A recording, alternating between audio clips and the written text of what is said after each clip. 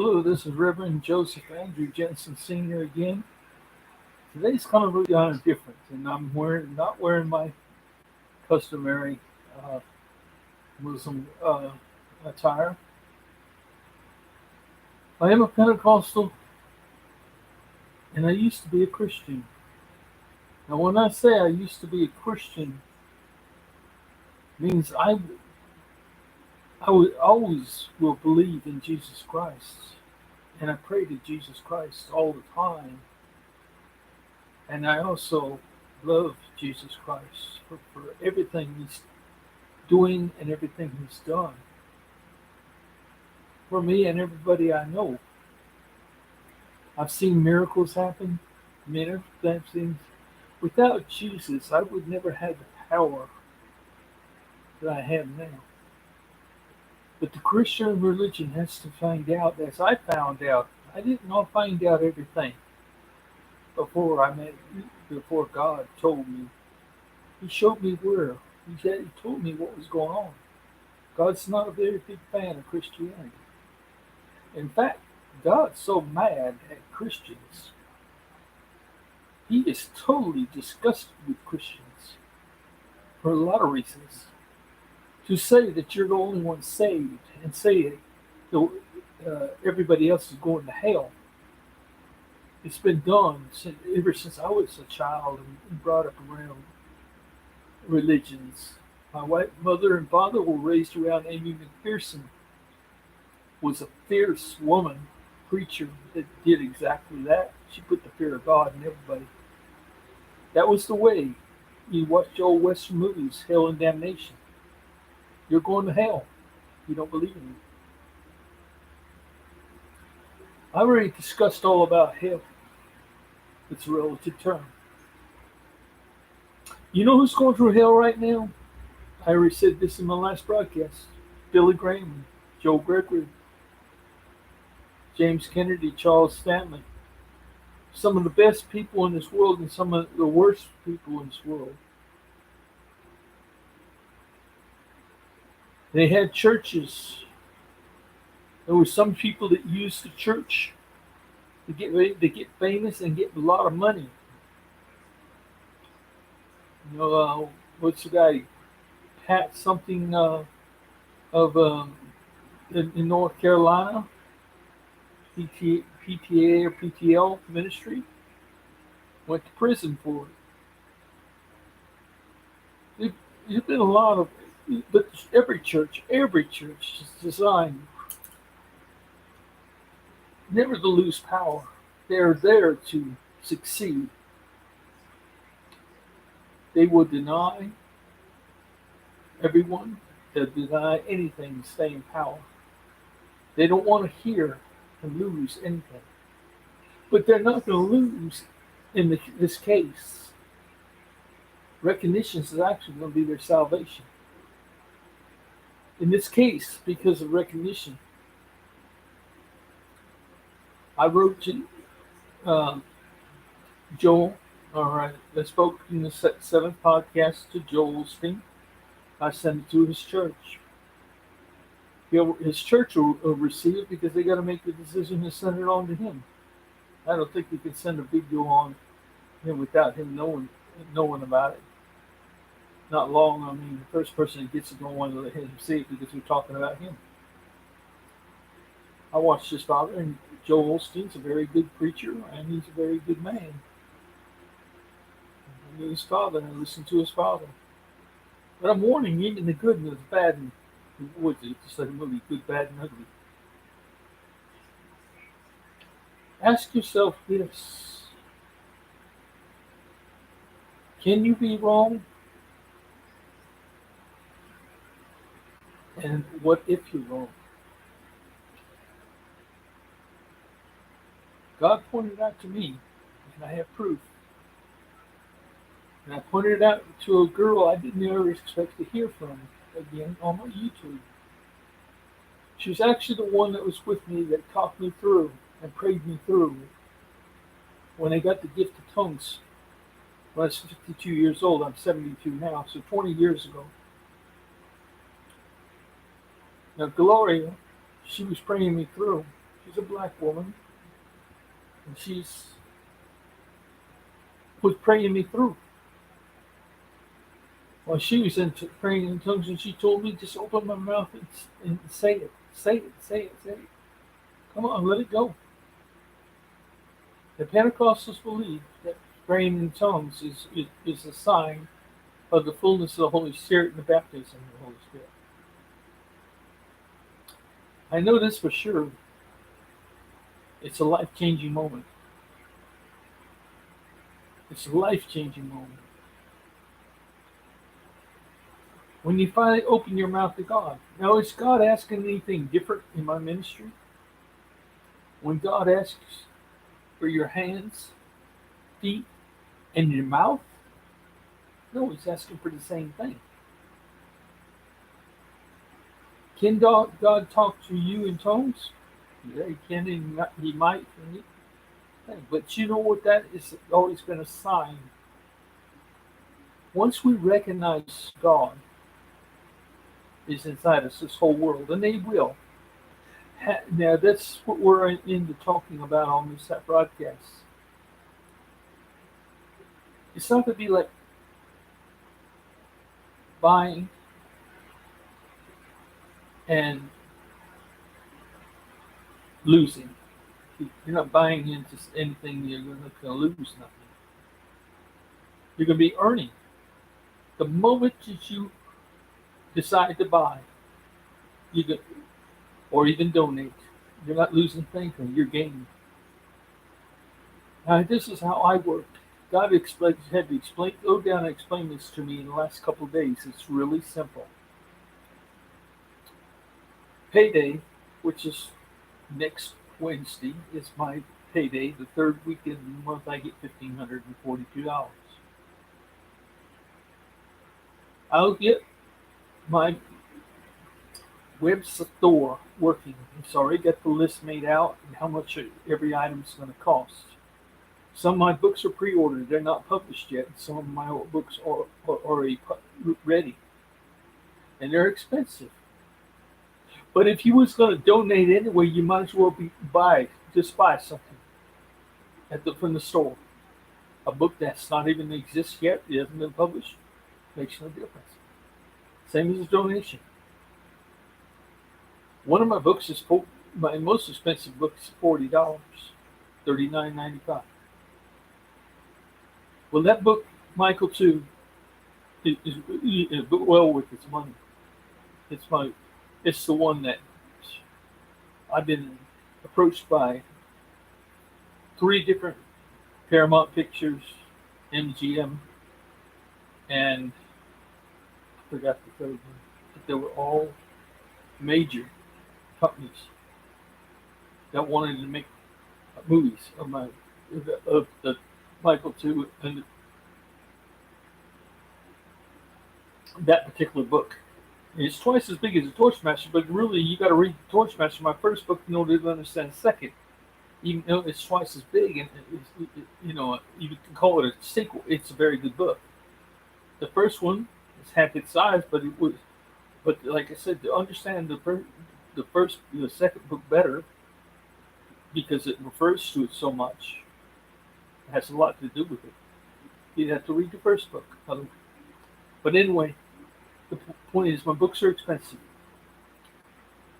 But if you're asked to donate, it's one thing.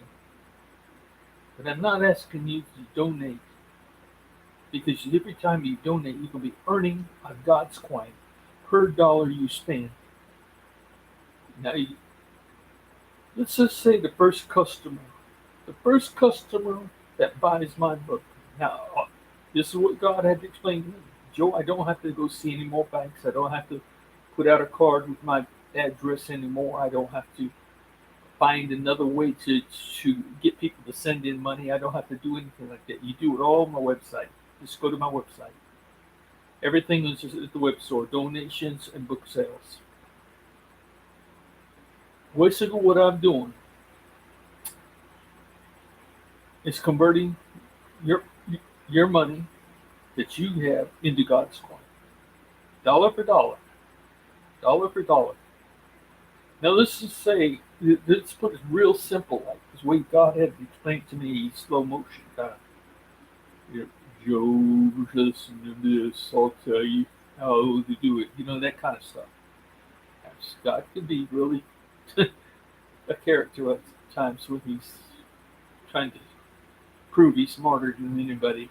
And believe me, that's for me. I mean, that's like sneezing. He's like, I mean, I caught on to that. You know, that can make a real mess of myself in a hurry by thinking how many I'm smarter than God. You know, don't even try to compete with God. God's way on smarter than you are. So, you know, don't talk to God in slow motion. It doesn't work that way. I mean, you already been doing this.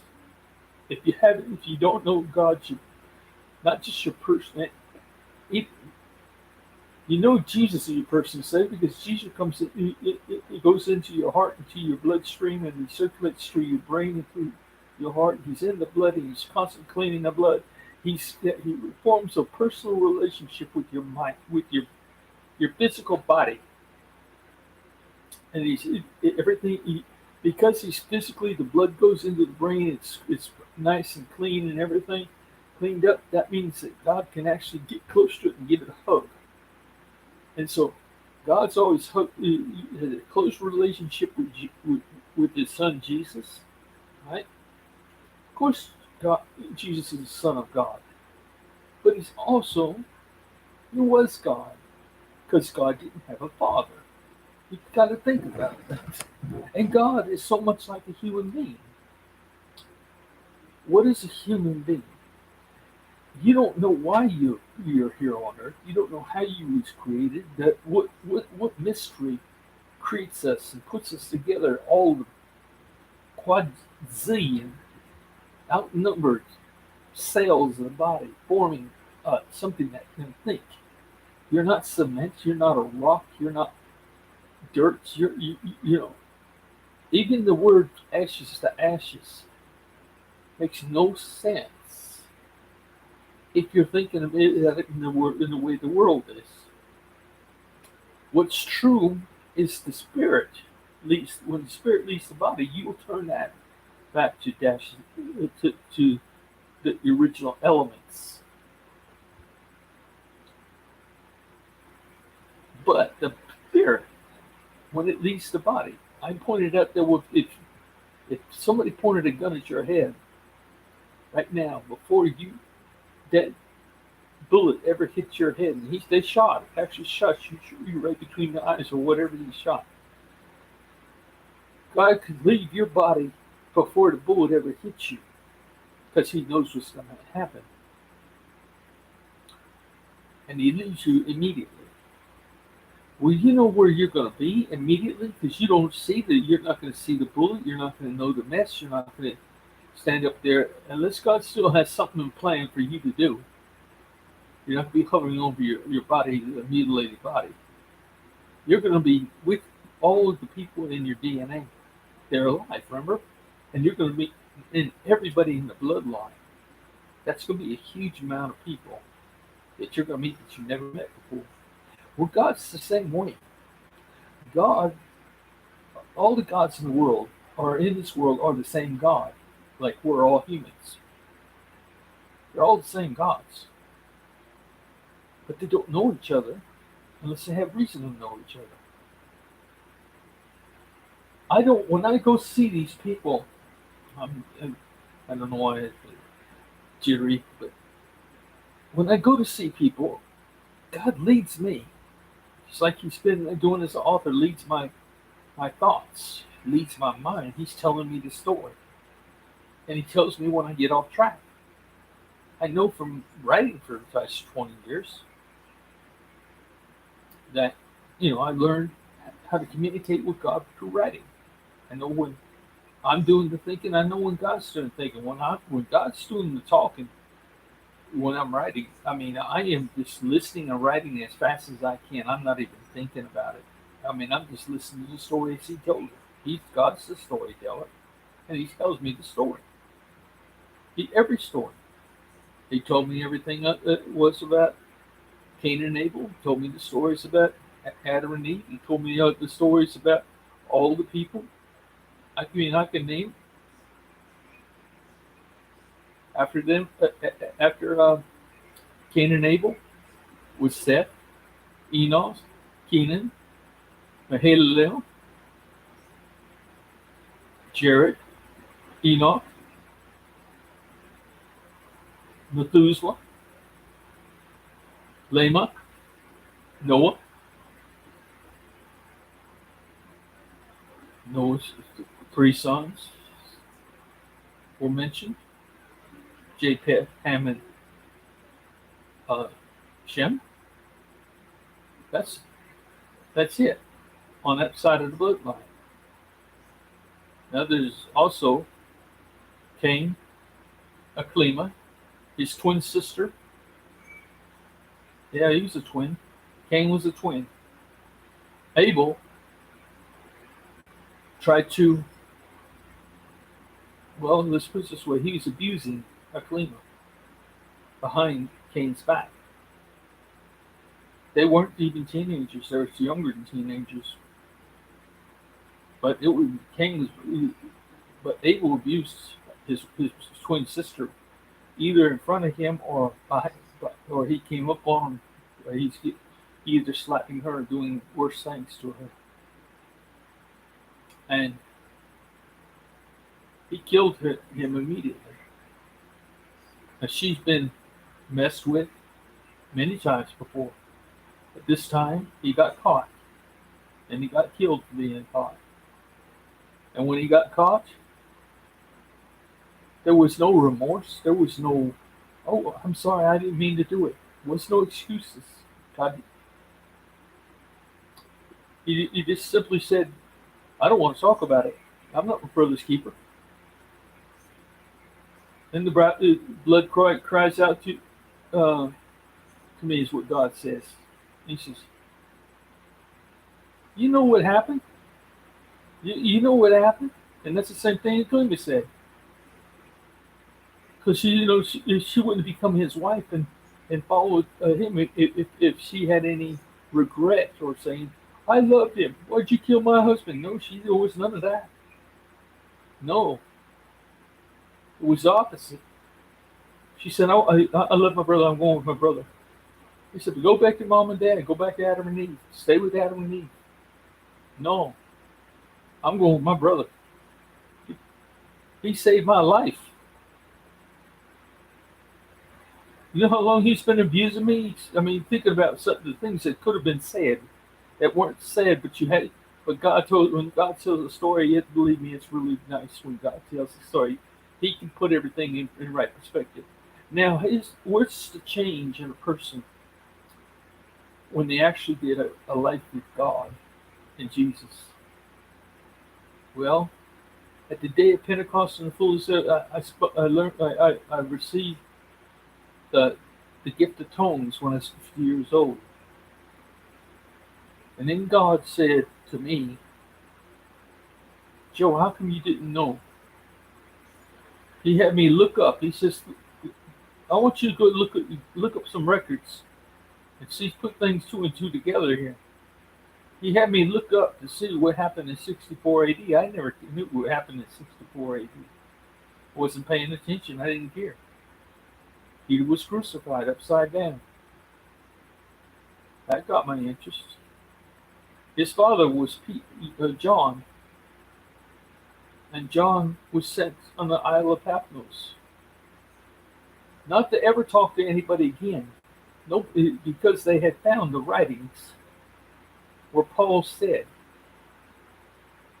he said this, though I speak in tongues often, I'd rather speak 5 words of understanding than 10,000 words in tongues. They got that paper and they read it. First off, he never spoke in tongues. He never had to get the tongues. He never knew Jesus either. He was born 5 years after the death of Christ. He only heard about Jesus. He called himself an apostle, and he created apostles. He even told people to prophesy. Do you know what the word prophecy means? It means to make something up or to tell a story that you think is true, that you think is God. But you to prophesy, make up something is better than actually listening to words of God in a language that you don't understand. Lest it be as a barbarian, and the people hear you as a barbarian. They're not listening to God, they're worried about the words. That's what an interpreter is for. Either the one speaking in tongues can interpret the words that he hears or knows what he's thinking. He might not know every word, but he knows what he was thinking during that time. Or there is an actual person with the gift of interpretation, which there are those people too. I've seen both. Either way, they didn't catch it. Why was Peter crucified in the year 64 AD? I'm autistic and I've been researching, and we get questions all the time. When I could ask a priest, when I was a Catholic priest, when I was old enough in catechism class, how is the word that God can create the sun and the moon on the first day and then again on the third day? Doesn't make sense to me. How is it that Satan could still be alive when God said he will be on his belly all the days of less than his life? In fact, it was God that told Satan that he could have offspring. He didn't. I mean, it's intelligent. He didn't even know that. Of course, Satan spent all the time after being a snake fertilizing fish, fertilizing snakes like it as himself, mating with whatever he could mate with. And everything at that time produced eggs. They were all egg layers, even the dinosaurs. Now you can imagine you got to imagine this because God's showing me this. Dinosaurs were weird creatures, huge and small and winged and every kind of looks that there was, and mean, terrifying creatures. Think of a dragon. That's what it was. A dragon was a terrifying looking creature. It was, I think it was Ezekiel, but it might be Ecclesiastic, but anyway, who's described as having claws as sharp as diamonds. His skin is as a gold, being gold. That was so tough it was as gold. You couldn't pierce it. Gold's very heavy like lead. Can you imagine? And he able to fly as well. Look how huge his wings was. The weight of the scales and stuff being as hard. Whatever the ruby eyes, toenails, fingernails, and a sharp point on his tail, as diamond sharp. Most beautiful creature God ever created, according to sources. But the point of the matter is God created us too. He created us just thinking about us. When he decided to choose your mother and father, it could have, like I said in the previous things, it could have been there in kindergarten. In kindergarten, they would spend the next 20 years making the paths cross. It might have been for a one-night stand. But either way, God wanted you guys to meet, and at that time, He molded or created you, and you became a living being. Not living anywhere you could see, because you can't see into yourself. No magnifying glass. No, don't. You wouldn't recognize if you saw God. You're looking for a person. You recognize Jesus in the blood? No, you can't find Jesus in the blood, but he's there. He cleanses blood. He's there in the blood. He's a big filter. making sure that God can, when he goes to the brain, he's not going off because he can't get close to the blood. It's the stench of the a sin going through your polluted bloodstream, going to God. God can't stand it. But God's ours, so you can't stand any humans very much. Why? Because I told you the key to all was he come out furious to have me fiercely against Christians. Even I tell Christians right now, you're hypocrites, you're no good, and you believe in the wrong people. And right away he hit on Christians, and then he showed me the proof, and I got all the proof. And if you, I'll talk to you know anybody with PhDs, multiple PhDs, anybody that preaches, anybody that teaches. I would just send me a plane ticket or come to me, and we'll debate this thing and we'll talk about it. According to God, God told me that it was Timothy that ran to John and Peter. Remember, John's the father of Peter. Peter's the son. So they're about 20 years difference apart. You know. So you know, John had a brother named James, and they were the sons of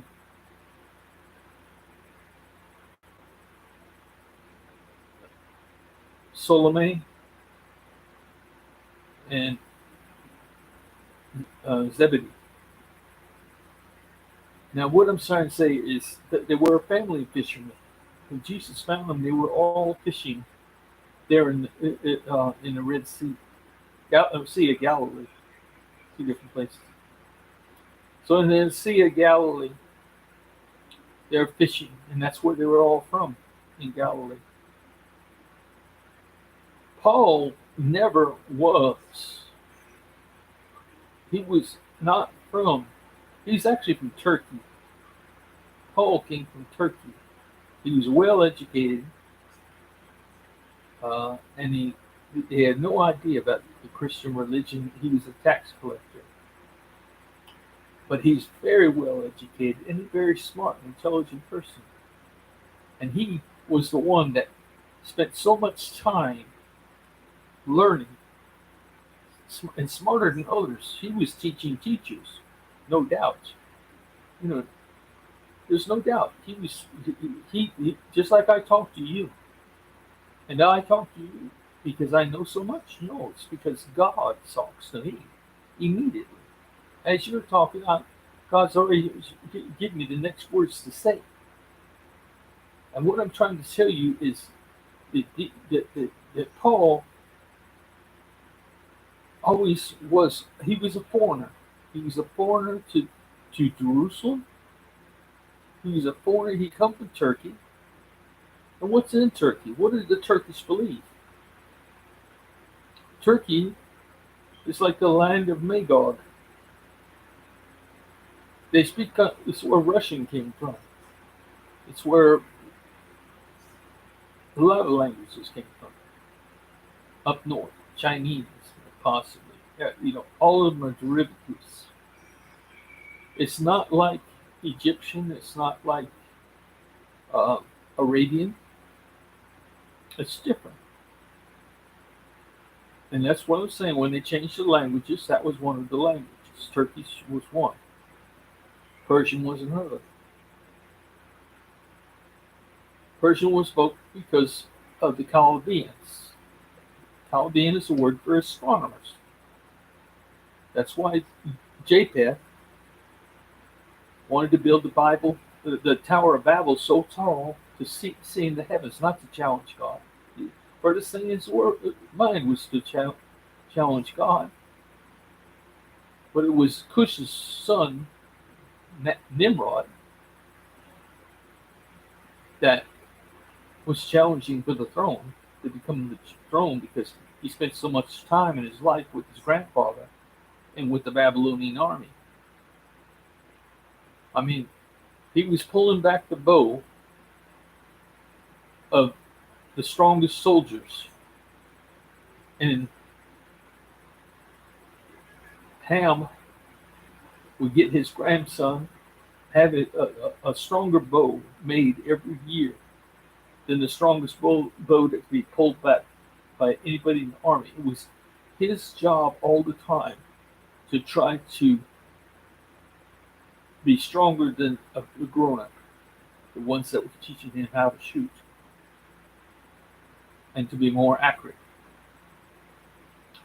These are stories that I can tell people, and I'll be telling people these through books. It's what God's coming to. I have a lot of stories to write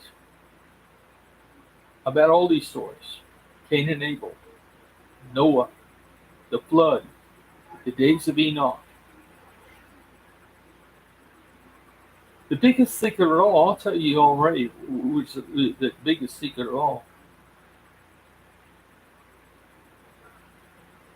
We should have realized something was going on when we said a man could live 1,000 years. There's a lot of difference in the Bible. How come between 1,000 years and what? How did that happen? Well, there's a secret that God told me. And I learned it when God was giving me the book of the Torchmaster. Not the Torchmaster, but another book. My last books I wrote. It's called We Waste Our Precious Time. Last book I give in the Torchmaster series collection. It talks about why they lived so long. It's a very interesting book.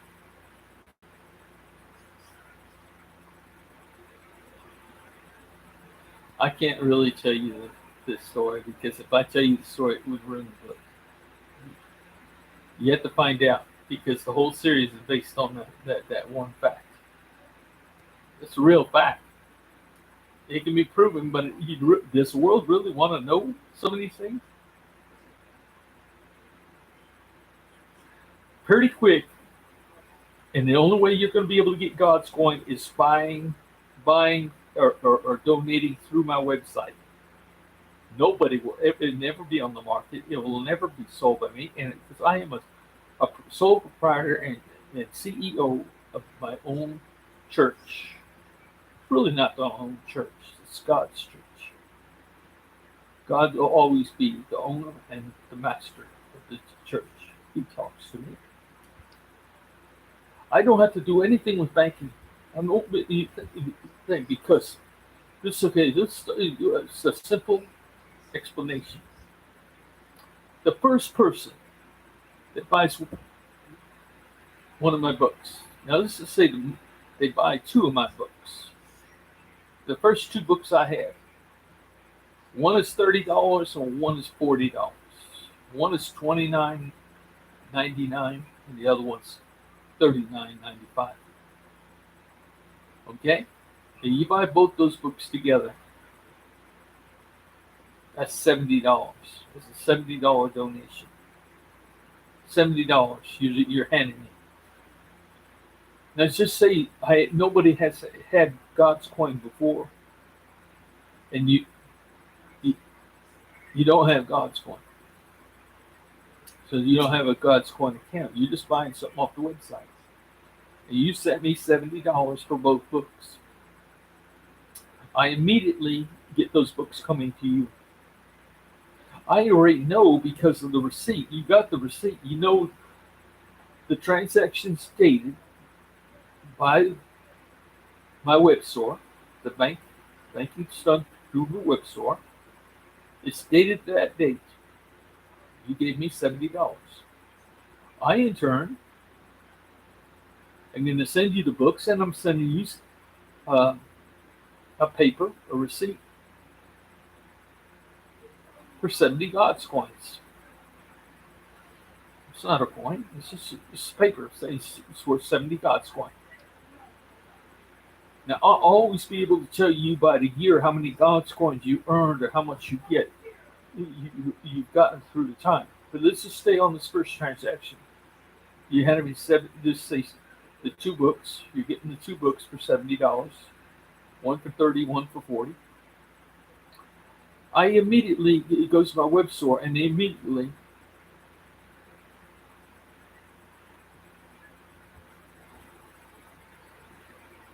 give you back $35. God's coin that is not started. They have $35. Now I have $35, and then I'm going to say you have uh, you're going to get 70 God's coins. $70. You get 70 God's coins because you spent $70. Now normally it would be a 50-50 arrangement. You would get 30. I would send you back 35 if the God's coin was worth 35 because there's only two of us. But that's not the way God's coin works. Every time when you spend $70, I match that in God's coins. So I'm giving myself a God's coin. In other words, for every God's coin you get, I'll get the same amount. So every $70, I'm giving myself $70. Okay? Now, so you're getting 70 God's coins, and I got 70 God's coins in my account. And how much can I survive by giving away the thing? What do I have for collateral? I got God's coin for collateral. Because your dollars, that God's coin's not going to be, it's not going to be worth just $1. It's going to be worth it. So I started out at $5,000. With $5,000, each God's coin is going to be cost Americans $5,000. On November the 16th, I will announce the United States the day after the presidential election. I'm disrupting the whole world by announcing to Americans, I'll never again give a God's coin away dollar for dollar. It'll be 5,000 to 1. So that, but you instead of God's coin getting one God's coin for equal money, right now at $1 there.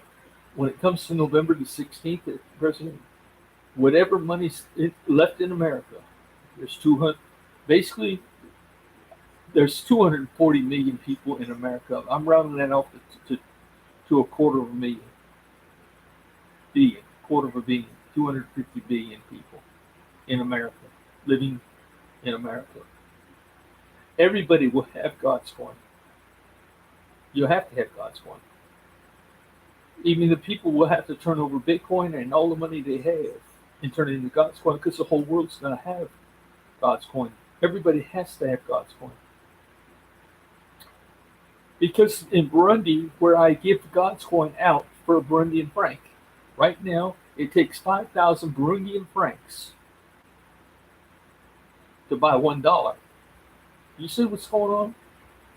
But I'm not selling this to the world. I'm only selling it when I stop selling the God's coin for dollar, and I go to $50,000. I just forget about it. I just forget about the United States. Even those that buy it through the church is the only way to get it. However, when you buy through the church, you won't get God's coin. Otherwise, you're going to have to get 5,000 God's coin. The people in America, no matter what church you're from or that, only have from now to November the 16th to get it dollar for dollar from my store. After that, you're going to have to go to Burundi. You're going to have to go to where I tell you to go. I'll allow I already mentioned the plan, God's plan. The first country I'm bailing out that's going to turn from the poorest country, one of the poorest countries in the world, or the country that's having the worst problem that God cares about. Palestinians, they're going through more hell right now than I ever been through in my life. Both living in hell, going through hell. Everybody in this world's gone through hell in their lifetime. Some some of us, and too many of us, have lived in hell. That's exactly what it means. That's why you say in the Lord's Prayer, or in the Psalm. Let's put it this way. This is why it would say in David's writings in Psalms 139. Lo, if I make my bed in hell, lo, God will be there. God searched me and know me. He knows my uprising and my downsitting. He's front, in front of me and back of me, and he's all around me, and he then puts his hand on top of me. Where can I hide from the Lord? If I take the wings in the morning and go to the farthest parts of the sea, lo, that God is there. If I make my bed in hell, lo, God is there. These are what David wrote. He also wrote in that same chapter. He says, I knew you.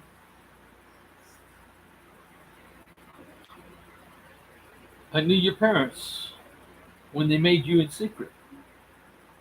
I don't know if you've recognized it enough for reading the Bible, but you better understand what the word knew meant in the Bible. That's what they're doing. They're making you, or making someone, when they say they knew each other. Well, at least if they're talking about a couple. That's pretty much what they're saying. They married each other. They knew each other. They finally met each other. What God's telling me and telling the world in God's message is, God's never been anywhere outside being with you, except for in your parents. He's in life. Human beings don't know how he got there, and God doesn't even know where he came from. Where this exists. Sometimes, probably more times than I can count, God started prayer with me in tongues. And it keeps us. The day I spoke in tongues, I never prayed my own words out my mouth. Why would I think of what I'm going to say? Like, God, can you help me today? Can you help my brother? Can you help my father? Can you help get me a car? Can you help me get a job? I can't say that when you speak in tongues. Because God already knows what's in your heart. He already knows what's in your mind. And if I think I'm going to talk over God and have to redirect my words, say God has to try to understand me, that's totally wrong. It's been wrong for 20 years. For 20 years, I've been speaking like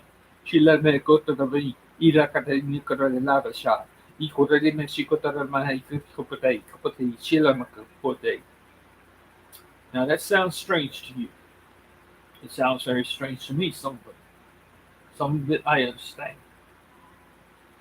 I can definitely understand, and the Bedouins were really intrigued by this because they're trying to learn it, and I taught them something. God said it so many times to me. He says, Kapotai, Kapotai, Kapotai, Shila Kapotai, Kapotai. It must have started every sentence for the last 20 years. I am God. Kapota means I am. I. That's what he called himself. That's what he told Moses when he sang on Mount Sinai.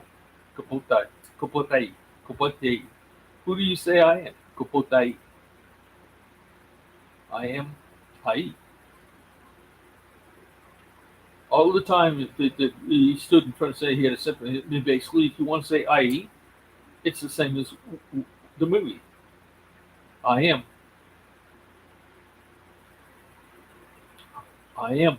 I am what that I am. Kapotai is what God would say. When he says Shila Kapotai, he's saying, listen. Shila means listen. Listen, I am God. He'll say that when he's angry. That's how I figured it out. Every time God got angry, Shila Kapotai. He's like, shut up. I'm God. Shut up, I am God. I use that a billion times, you finally get the idea. What he's saying. Like, shut up, stupid. Shila Kapotai. But in this case, he wouldn't use the word super. He'd say, like, I am God. Listen, I am God. Shut up, I am God. Shila Kapote. That's when he puts emphasis on listen. We have some idea, and when they're speaking in tongues, what they're saying, but we don't know every word, but we know what God wants to say because God's telling us the whole story at the same time as He giving him voice. I didn't find out till right around Christmas time when God told me my words and tones were never my own; they were God. Well, they asked, "What language is that?" They understood. They knew I was speaking some type of Arabic. It was Arabic, some kind of Arabic language. It had its roots in it. They understood parts of it, but they didn't know what language it was. And I would just say Allah.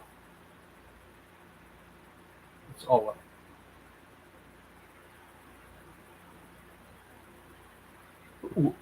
Yeah, because God's living in me. When I became ordained, I gave God my hands, my feet, and my mouth. I simply opened my mouth. That's what I started telling you that this girl that showed up, Aunt Gloria, that was praying me through to get the gift of tongues. She was praying in tongues, urging me just open my mouth and say it. But then she would also use her own words. She would speak in tongues, and then she said, "Just say it, just say it."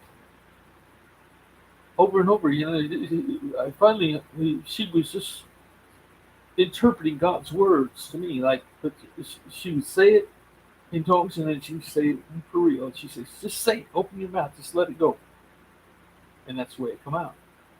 But it was unusual is the fact that me, from that second on, 24 hours a day, 7 days a week, could have been every second.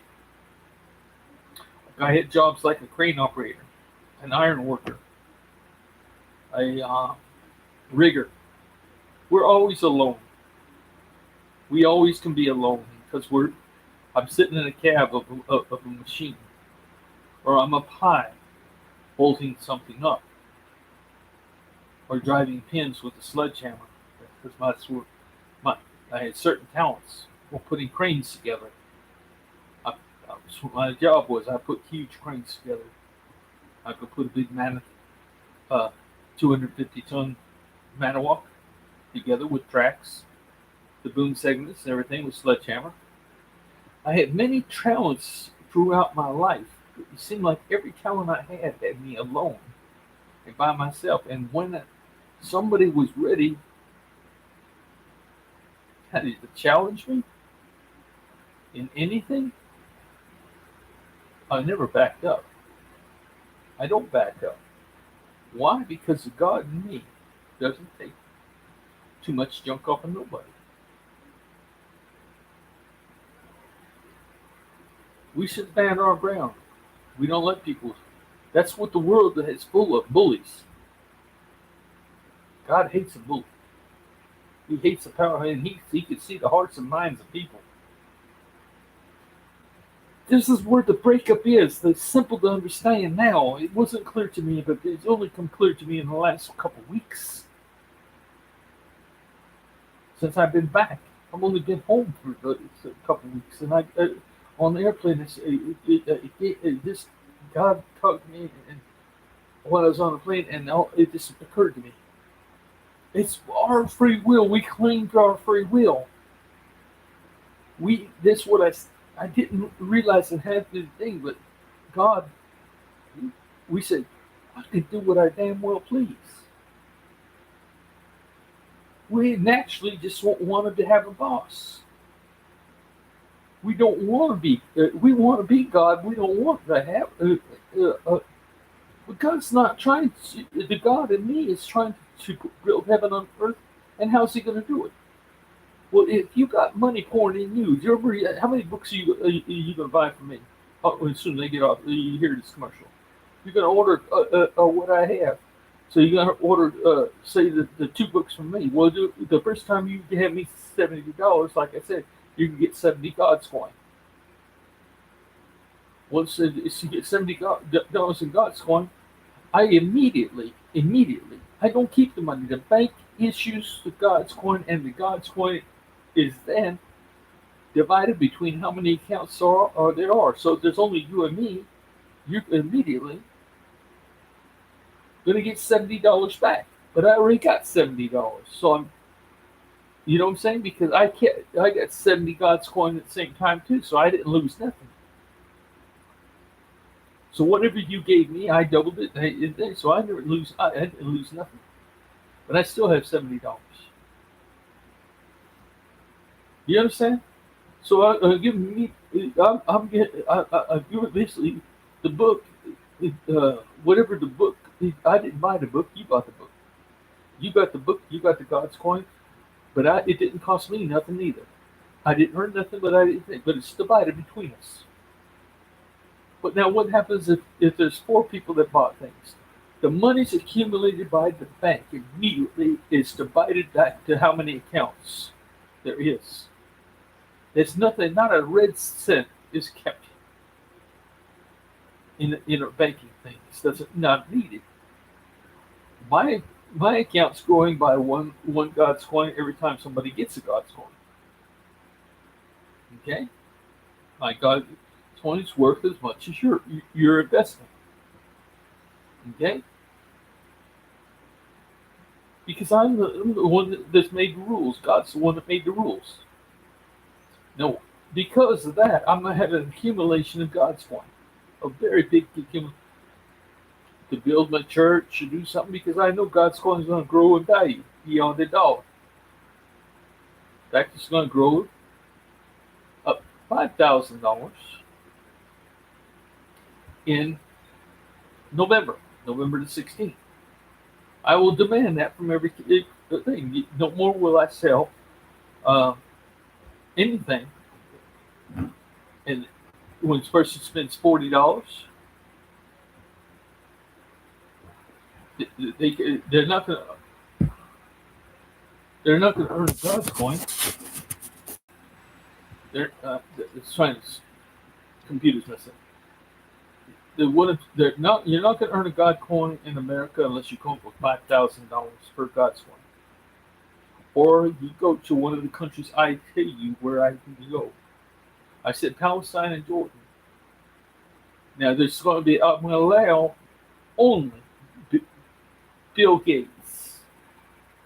I'm going to let Bill Gates, Jeff Bezos, Donald Trump, and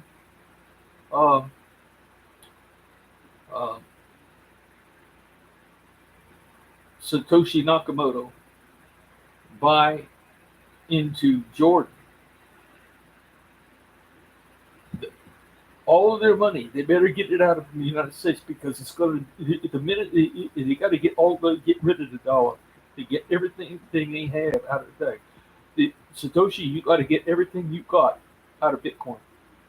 Bitcoin is reached 20 million people. I got to reach 9 billion people plus every future generation, or all the future generations for the rest of time. My audience is so big, and it's going to take over. You know why it's going to take over? It's because as it goes, it starts in Jordan.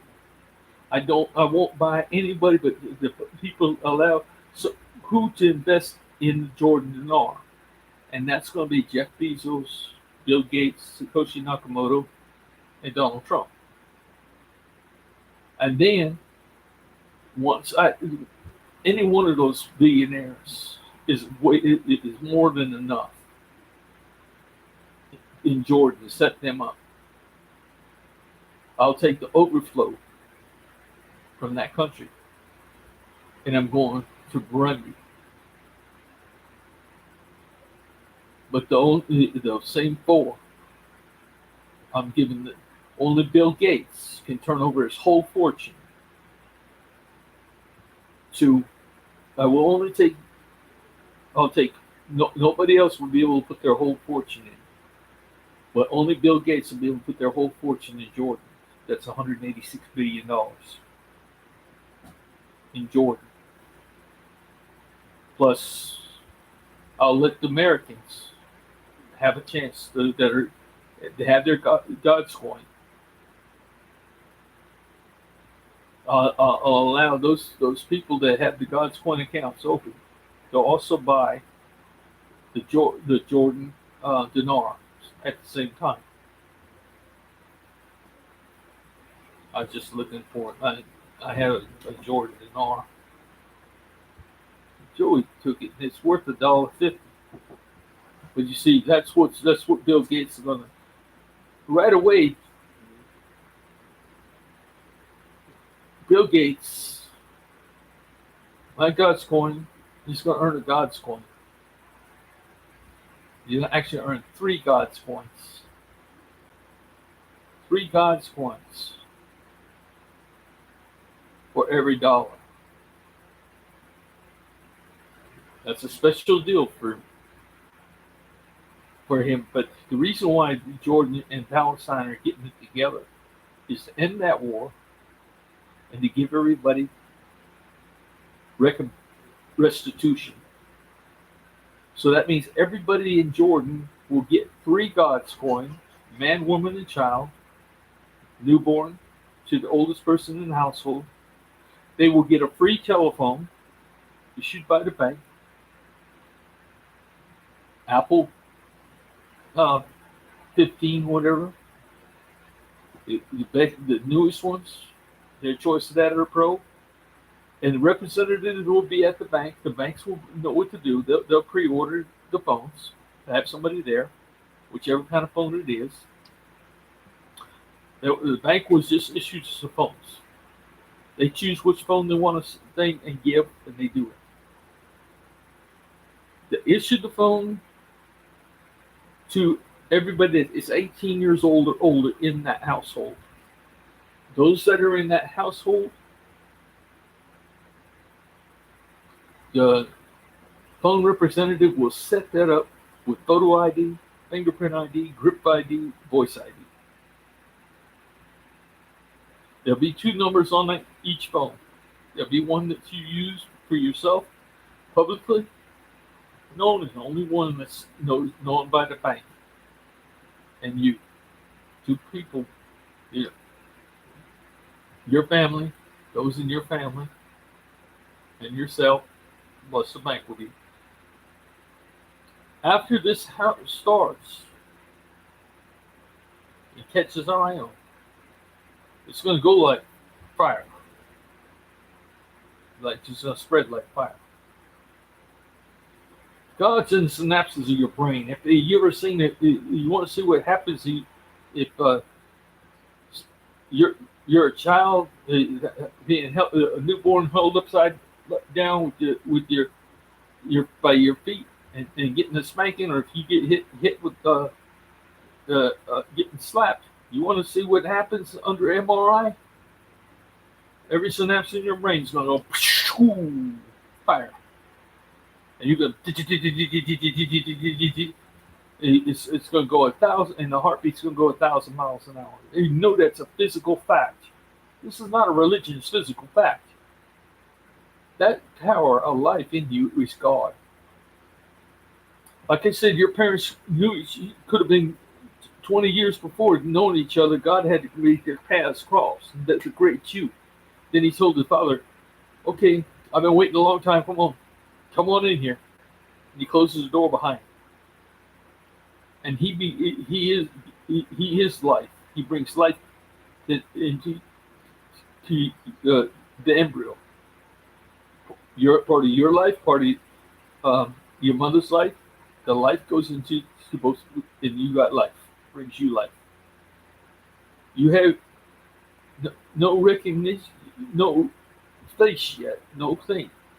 But God's already created you. You're already living inside your parents, and they don't know it. How do you know it? Because every one of us played in a mud puddle by ourselves, and we're alone, and we say happy. We knew we were playing with other children at the same time. We knew we were playing with other children at the same time, but we didn't know who they were or where they are at. But we were having a ball. Well, guess who the hell that was? That's every one of the children in your bloodline, future children. You're playing with all your kin as children. God plays with them all every day, all the time. And we love to play with them too. Little boys with sticks, girls playing with the baby dolls, their imaginations. That's a good name for God, your imagination. God triggers your imagination.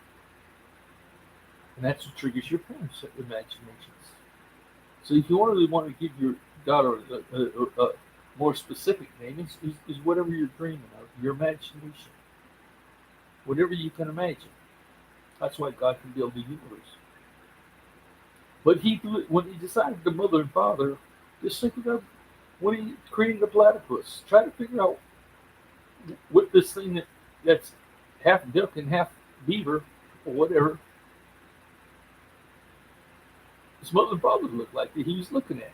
Yeah, let's put these two together and see what we come up with. Let's put a hippopotamus together with the rhino. There's all kinds of weird things. I mean, and God has a huge imagination to build a moose with a long nose and horns like that.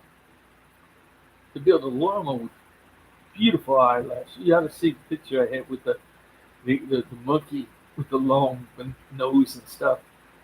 These are shows that I'll have in books that people will buy, and they'll be willing to buy it because it's basically you're spending your money to get God's coin. I'm not losing anything. Like I said, I'm gaining. But you see, it's because you're going to buy the books and buy the stuff from me. Now, what are you going to do as soon as you get your money? This is what God says. He's going to give everybody more money than you can possibly spend. You'll never be able to spend as much money as you're going to receive, no matter which country you live in. You can't outgive God. And he has one rule. Spend. Well, you got spend. Invest. Invent. Get a thinking thing. Use it. Don't matter what you do. Eat. Party. Yet God likes bacon and he likes beer. I know because I just come from a Muslim country where you can't get pork. And first thing God said when he had a chance to think, we're going to eat a big breakfast, and we wanted a big breakfast. It didn't include God told Mahid it was fixing to go down 5 stories of stairs without an elevator. He said, "Tell him don't forget the bacon." See, he's got a sense of humor. I mean, first thing God says, "Don't forget the bacon." You're not going to get bacon on Muslim country, and you're not going to get alcohol. You can't get a beer. Well, you can. Well, the point is, you can go one extreme to another. No alcohol, or some of the strongest alcohol you can ever find. You don't suck them out. It's like it's a secret. But the ones that make alcohol, interesting enough, and I shouldn't say this, but God's telling me to reveal it.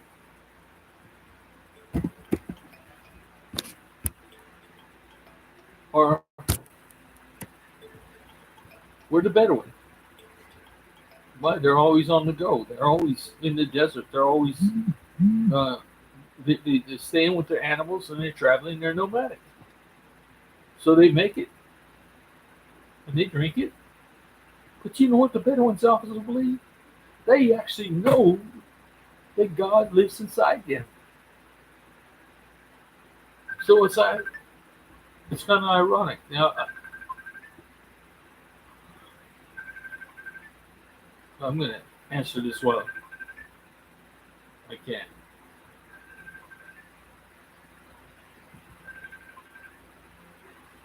I don't even know how to answer this. So It's just everything's going wacky right now because that phone rang. It's kind of strange. But here's the thing. God, if they know God lives inside them and they're making wine and they're making beer, guess who else drank wine and who drank beer? I'm going to try to answer this.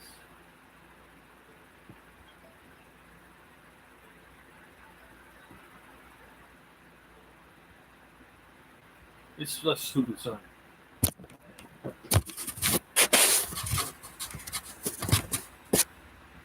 Okay, I'm not going to turn this thing off. I'm going to let everybody see this show. My computer's going crazy. My son won't quit calling me, and I'm having a lot of trouble. But the other night, I was talking, and I had my grandchild cursing me, and she wouldn't shut her mouth while I was making a broadcast. Now I'm fighting the computer. If you believe in God and you start doing anything for God, believe me, you're coming up against a lot of unseen enemies. And not enemies as you suppose. It's even other gods in every people. They have formed a disgust for our being in charge, doing our will, not God's will. By being in charge and holding hostage. God hold hostage along with our families hostage, but along with your unborn hostage within ourselves. God can't kill us. He can't hurt us. He can't. If he does that, he's hurting the family. He's hurting himself. He's hurting the unborn children. So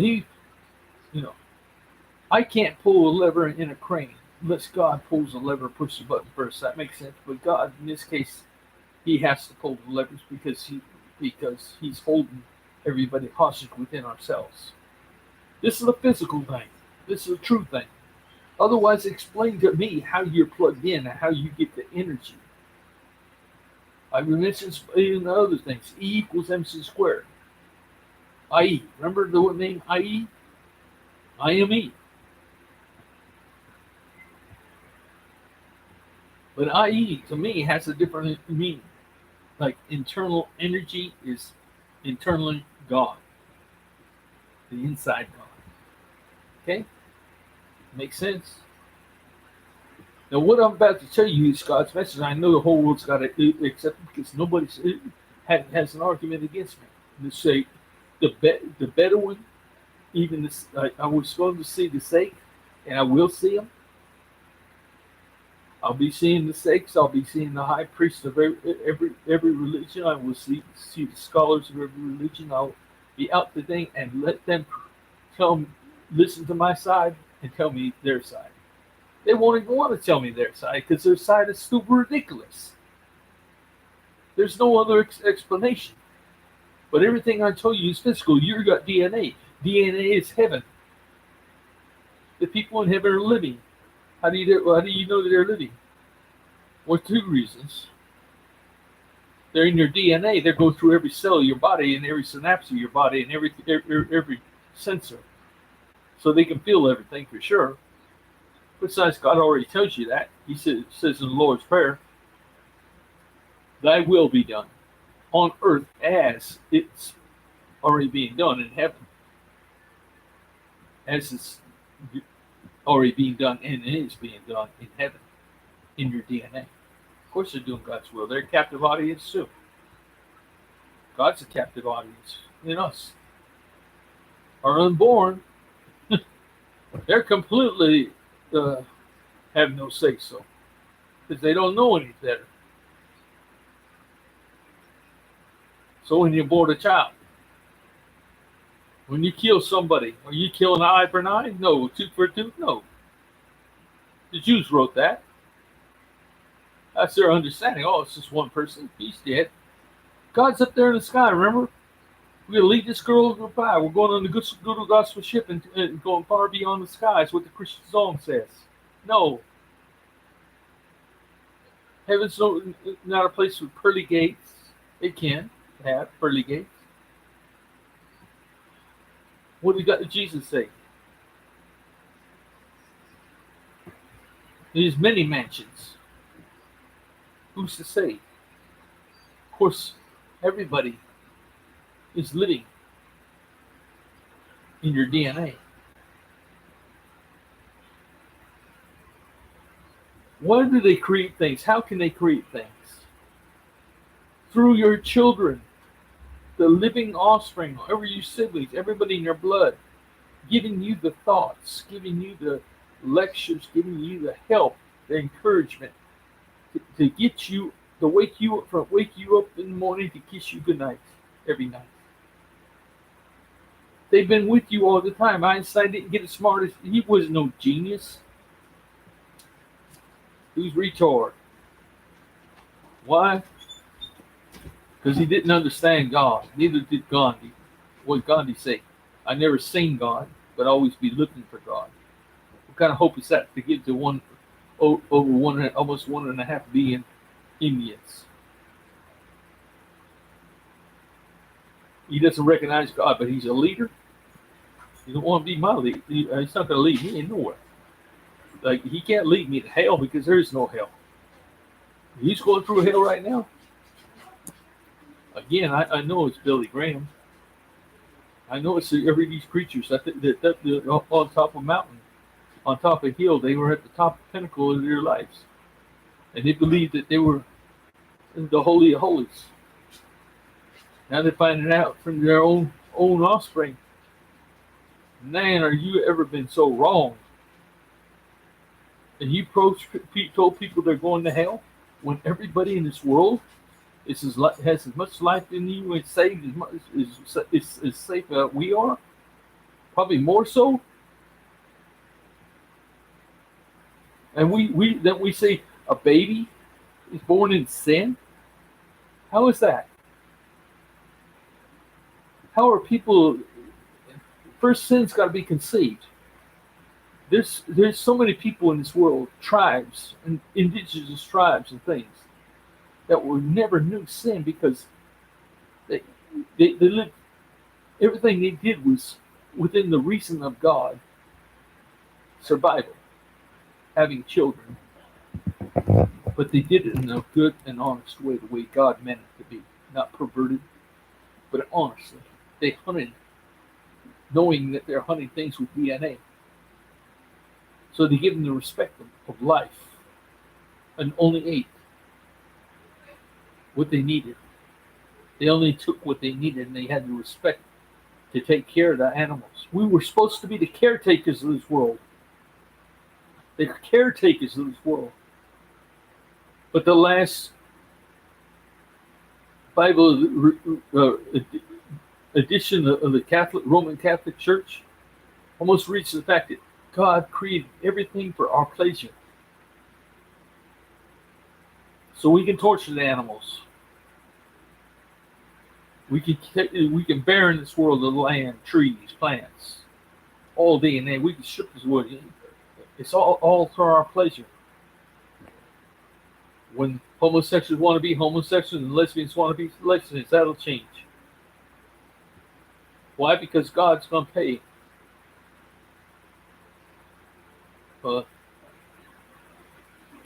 Besides, when you get your phones at the bank, and you do that, you're registering your vote, to vote, whichever country you're at, and you're going to be able to vote.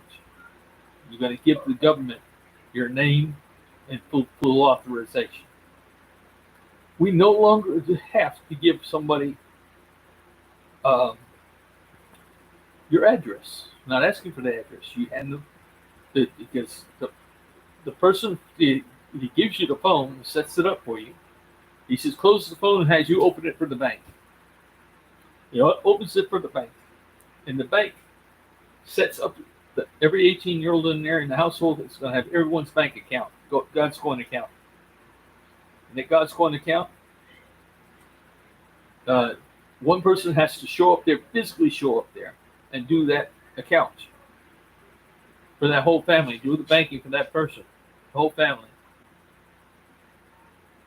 There will be no more data transferring, not banks, no wire, nothing like that. That way there's no counterfeiting, there's no hacking, there's no anything. No data transfers. So you got a person got to go in there physically. Somebody in that family has to go in there and get the bank, or the banking representative comes to you in cases some cases you want to figure that part out. That can be figured out. You'll have all the money in the world to have get it, what you have to. Even the housekeeper that has lived in housekeeper is a member of the household. You understand that how that works? It doesn't have to be the bloodline. It can be a relative, it can be a friend.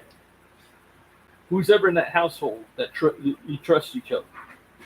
Who's going to want to take anything from each other when you all already have too much? Who's going to be sitting around when they already have they can't spend enough? Furthermore, you'll be asked a question. So with the first vote it's going to be cast in every country by people. Now everybody that got God's coin and opened that account, they got that phone. What do? They use their hands, they use their feet, they use their mouth. They didn't use them. They used God. They gave God hands, gave God feet, God mouth. Okay. They did. God's alive now, and now they realize God's alive. They actually brought the family, brought their unborn with them. Every time you move, you're bringing them with you, and you're going with them. What I'm trying to expressly tell you that when you get this God's coin available to you, to go to the bookstore, start buying, buy as much as you can, as often as you can. To get as much money out of anything between now and November. Because in November, I'm going to invite those 4 people to buy the Jordan dinar, and then the Jordan dinar starting, and then the Burundian franc. I'm going to have to soon stop this broadcast because there's too much going on around me. But I'm going to continue it because this is reality. This is what the world doesn't understand. When we put off things and we program things and we put everything on at a different time, say, and we're ignoring and we're covering up what's really going on in the world. I've been a busy person, and I'm still putting up with this. And you have to put up with it too. But the thing, I guess. I really having a hard time trying to make this right now, and I don't want to stop it. I guess I have no choice.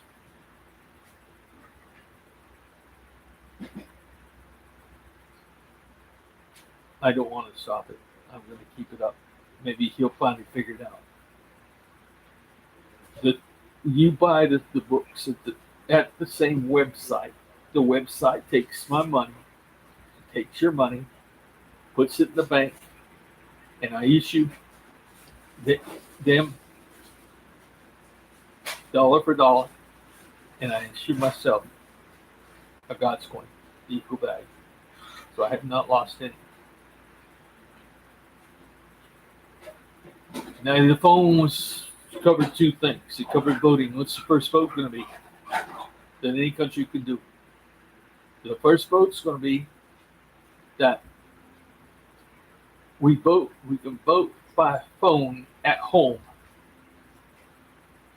No longer is the government going to be able to tell us when and where and how to vote. And we're going to start by voting that by phone. You already did it for your banking. You already used it for your banking. You didn't have any third-party verification or anything like that anymore because you got fingerprints.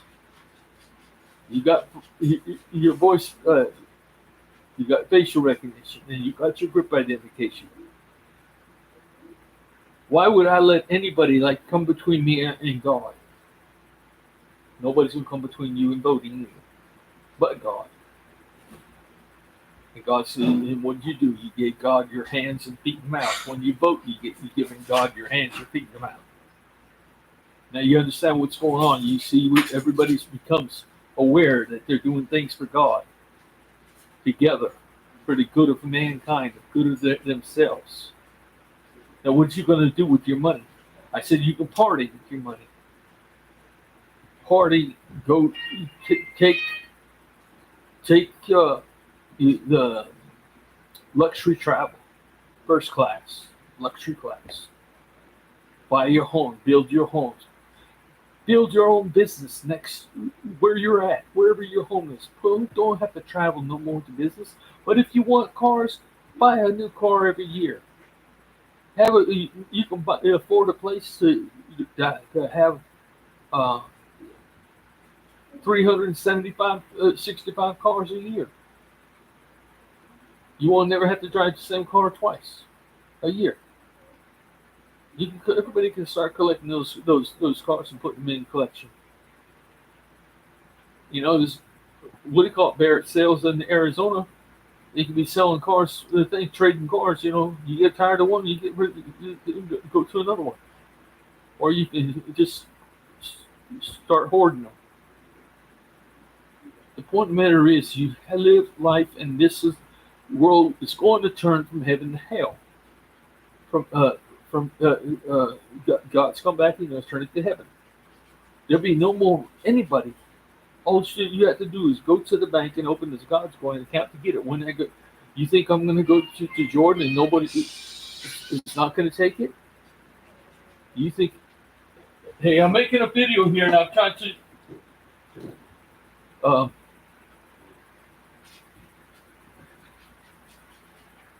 Anyway, I'm really getting crossed up here because I have the things I have to fight to do this.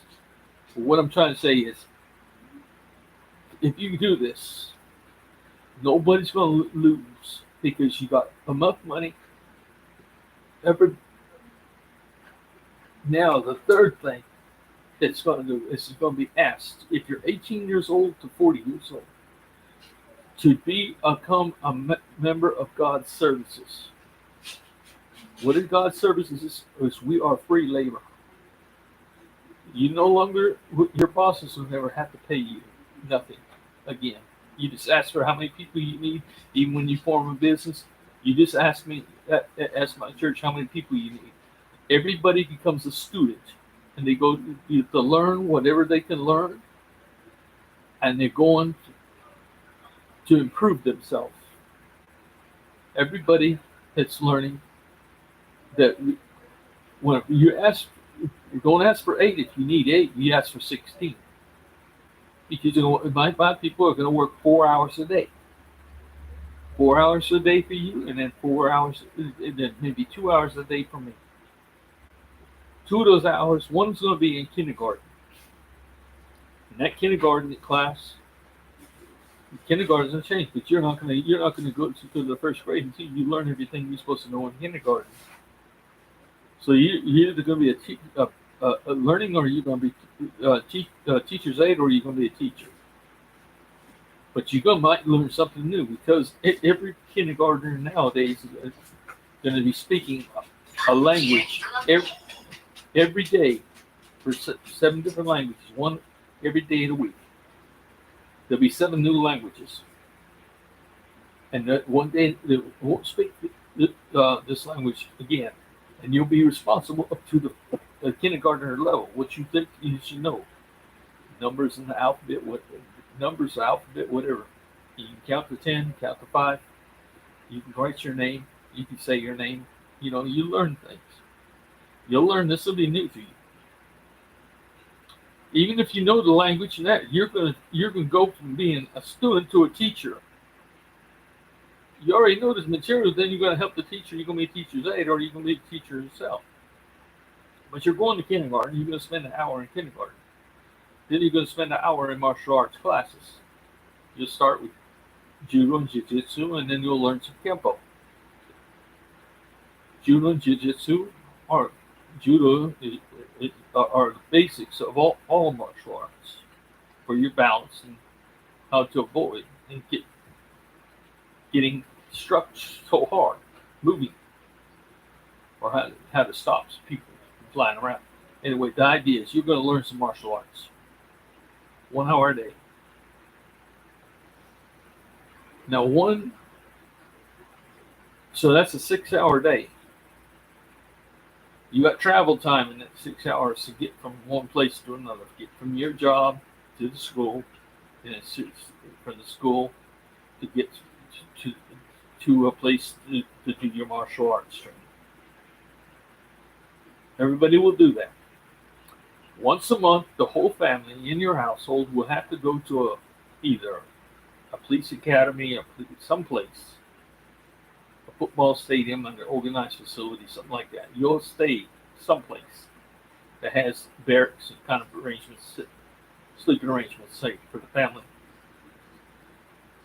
Then you will stay in a facility like a police academy or a military facility, and you will learn to shoot. You will learn to shoot automatic weapons, the latest weapons, sidearms, and everything. But you'll learn. I don't care if you're a hunter or you're a policeman now. You're going to relearn, and you're going to learn. Everybody's going to learn how to shoot only for the hands and the feet, not even the legs and the chest. You're going to learn to shoot for the hands and feet, where the person lives. You know why you're going to live? Because you're going to spend the same amount of time, the equal part of the day, learning to be a paramedic or EMT. You go to 12 consecutive weekends. 52 consecutive weekends. No, it's a month. You got 12 classes, so it's once a month. You're going to the classes to learn to shoot and to take the thing. When you get certified, your household will receive a gun safe, and all your weapons, all your body armor, all your bulletproof vest, or which is a lighter version of body armor, and you're going to have your helmet. You're going to have tear gas. And you're going to have clubs. And you're going to have everything that you have. Handcuffs, everything, the whole 9 yards. And the whole family's going to have this stuff, and they're going to have a vault that's big enough to hold everything for the family. Safety. Maybe not all the vests and things, but at least the weapons. The vault will have the most in the tear gas and things like that, the things that will hurt you. And the knives, things like that. But that is what every household will have that in their possession. And they'll be trained to be on call for the police, be on call for the National Guard, be on call for the military, be on call for the ambulance. Who knows that number on your phone? Your phone number, that phone doesn't ring unless it's somebody calling you for one of them, right? Thump, that, okay, like that phone. It's calling you. Okay, we know that number. He says, okay, your neighbor is having a heart attack. Can you get over there quick? They're the closest one. They're going to ask you. Somebody's going to be the first responder. It's going to be their closest person who's going to know how to do it. All 18-year-olds. If there's trouble, you're going to with the police can call you to help them be backup. The fire department can call you. The ambulances, paramedics, rescue squads, whatever. You're on my payroll. I'm paying you. I'll pay you extra God's coin for any calls that you have to answer, and you'll get extra God's coin all the time. You'll be earning God's coin for working for me, and I'm paying your salary with God's coin.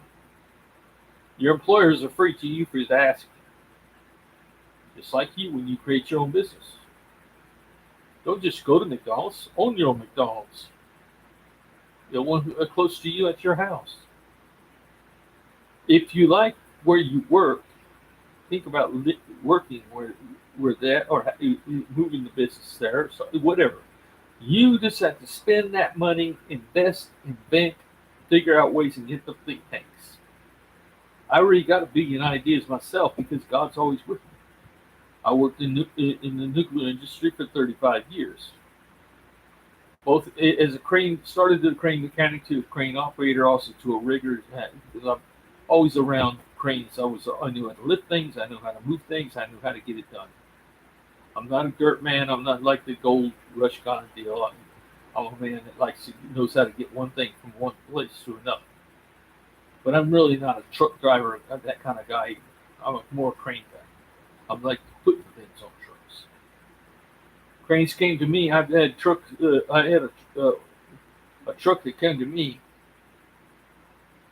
with. It didn't come with 23. It left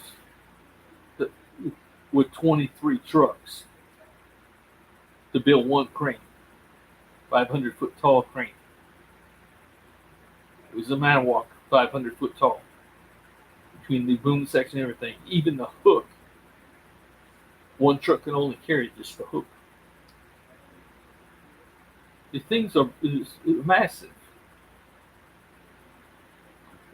I used to put together this stuff, and I was a mechanic, and I started at it, and then I learned how to drive, and then I started working with the nuclear industry, and we were doing the overhead crane or over the reactors and things, pulling steel rods and things like that every time you did an outage. So I worked there, and I did 29 different outages, and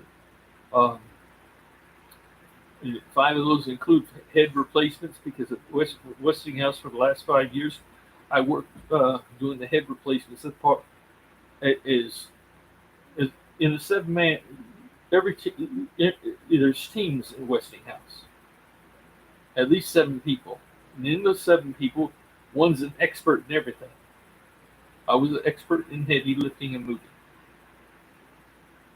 Considered it. That's what they hired me to do. But I helped them do everything.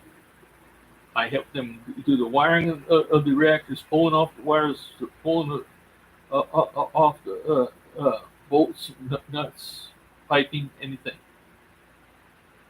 Sensors, electronics, whatever. But I was always under their supervision. Like they are under my supervision. Playing supervision on YouTube.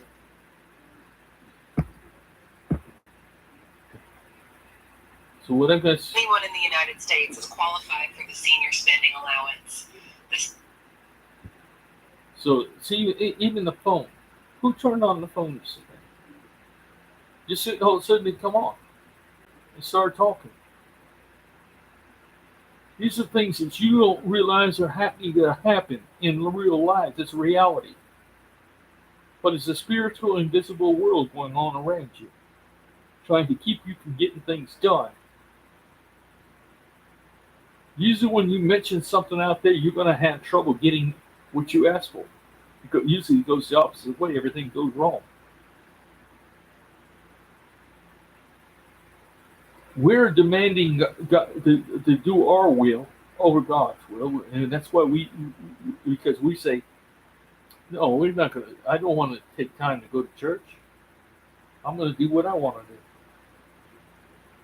We haven't, even if we didn't kill, we allowed it. We allowed it to happen. We allowed the enemy to get so strong.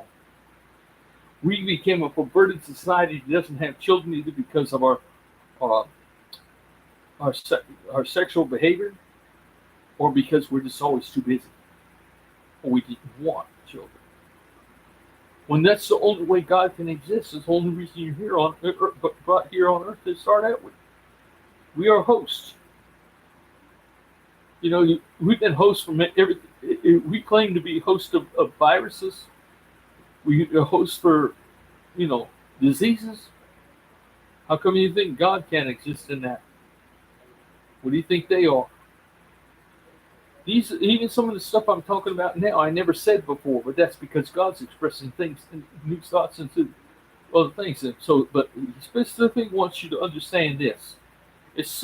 Be excited when you hear that store opens. That they go to my website, God's Living Ministry with small letters. Put God, it's a sentence. God's Living Ministry, GodsMessage.com with small letters. GodsLivingMinistry.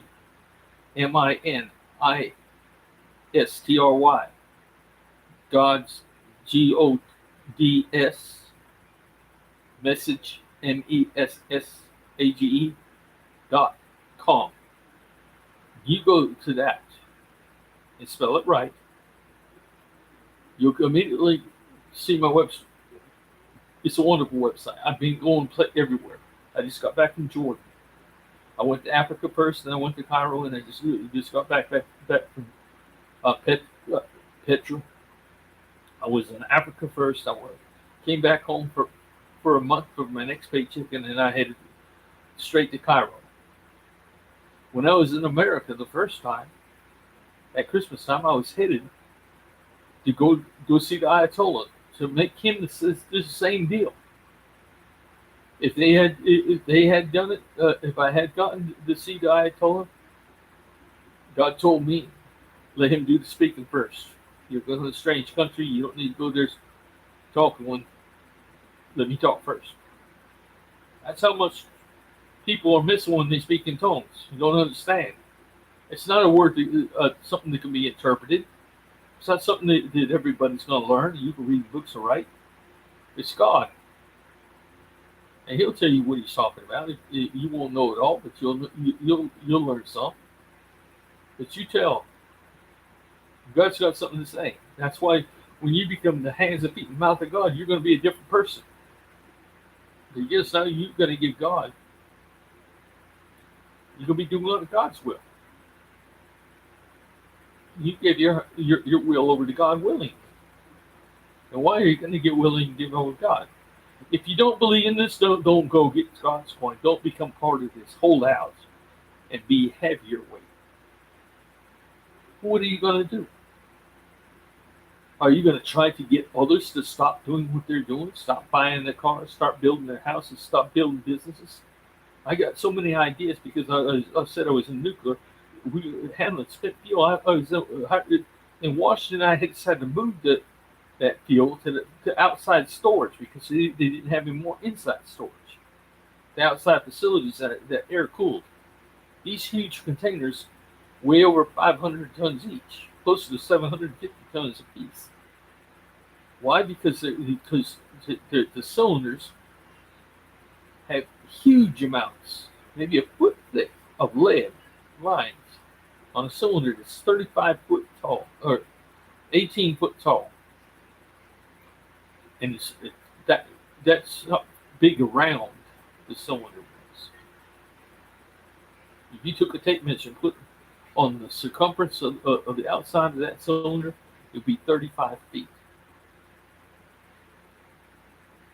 Remember, 35 feet. It's divide that by basically 3. So if it was 33 feet, it would be 10 foot diameter. You see what I'm saying? Pi divided into the radius squared. Okay, whatever. I'm talking about you guys have to learn, and that's why you're going to be starting kindergarten, and you're paid to learn, and you're going to go to kindergarten for an hour. You're going to clap. You might even have to and learn what the first graders are supposed to know. You won't go to kindergarten to first grade unless you know your stuff. And you're not going there even if you know the stuff. And you say you're a hunter, you're already expert in shooting. You're not going to be. You're going to be there the full time on the weekend, and that whether you're a paramedic or not. Because if you're not there to learn, you're there to teach. That's what this thing's all about. Now, everybody in this world, nobody's going to refuse God's coin, and you won't from here now to November. Like I said, in America only, it's going to go through this. That's because they're having an election. I'm giving them to the election. What's the president going to be? The president of the first day he takes office, when everybody nobody has any problems. There's no hunger anymore. The only thing you got to do is worry about get your money out of the United States, out of the dollars, and into God's coin. Well, here's the irony of it: the United States will still, uh, how do you say, it's, they'll still be using the dollar, but they won't need as much. It'll be the same thing as Burundi's right now is using 35,000 Burundi francs. But they still have cars, they still have TV sets, they still have nice homes, and they still have things. That's because everything's relative. Everybody's going to be busy because everybody's got the money to do things. So everybody's going to create heaven on earth very fast. Very, very fast. You're not going to recognize this planet because there's not going to be any more crime. There's not going to be any more IRS. There's not going to be any more taxes. There's not going to be any more. Daycare is going to be free. Hospitalization is going to be free. Why? Because you've got free labor. Free labor. Everything. We creating the buildings. We're creating the. So I'm going to have to go anyway. I'm going to take and make another recording. The second part of this. I have to go because of personal reasons, okay?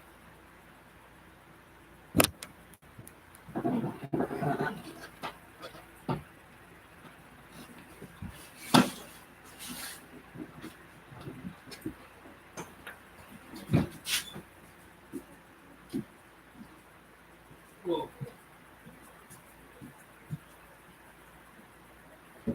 Where you at, JR?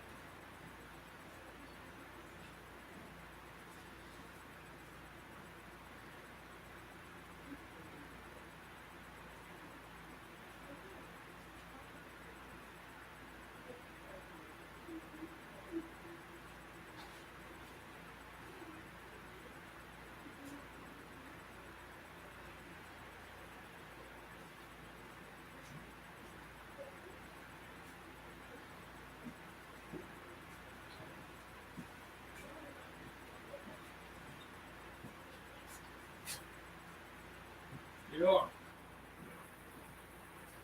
Where's JR? Hello?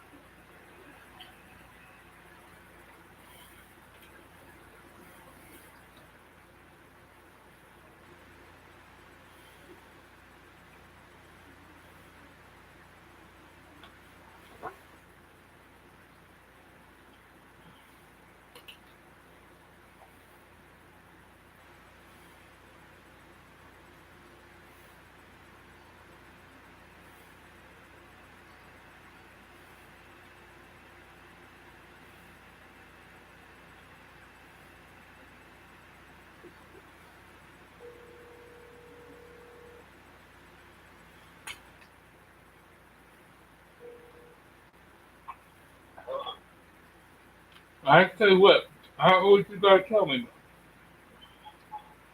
I've been making a broadcast here, a live broadcast. You calling me. I was calling you back.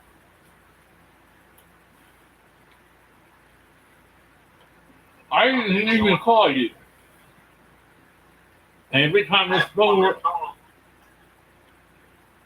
I called you a lot of times when you was there, but I mean, the idea was before I started my broadcast. My everybody electronics and everything. I think you left something in the car. Well, I don't know where I left it from. That's why I thought you were calling. I thought you left something in the car. No,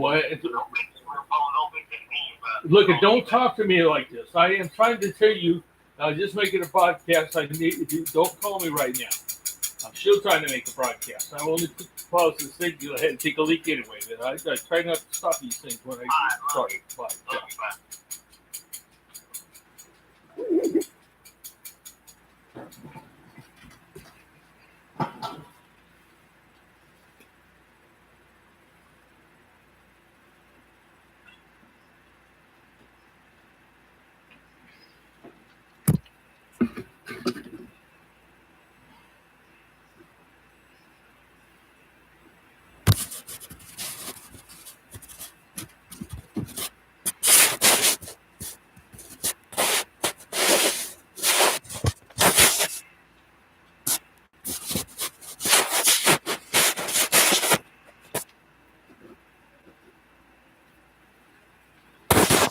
Go on, Ricky. Get it.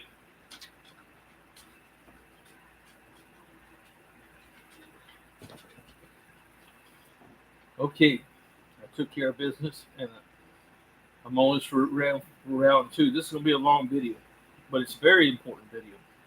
It's actually telling me what I'm just learning now. I had to put two and two together. That's the way God is. This has been a real journey for me and God. God didn't. It's apparent to me now that God did not uh, realize Himself, the God in me. Like I said, they're just like human beings. They don't know who your neighbor is, and they don't unless they get close enough and start talking to them. So they're not wondering about you. They're too busy with handling the lives that they have, their own lives, with the people that they have, the families that they don't have, and with everybody. And they got their own lives, and everybody's got tunnel vision. But on something like this, when the world's about to change, and it's going to go off like fire, like fire, because God, I can see how God's doing this.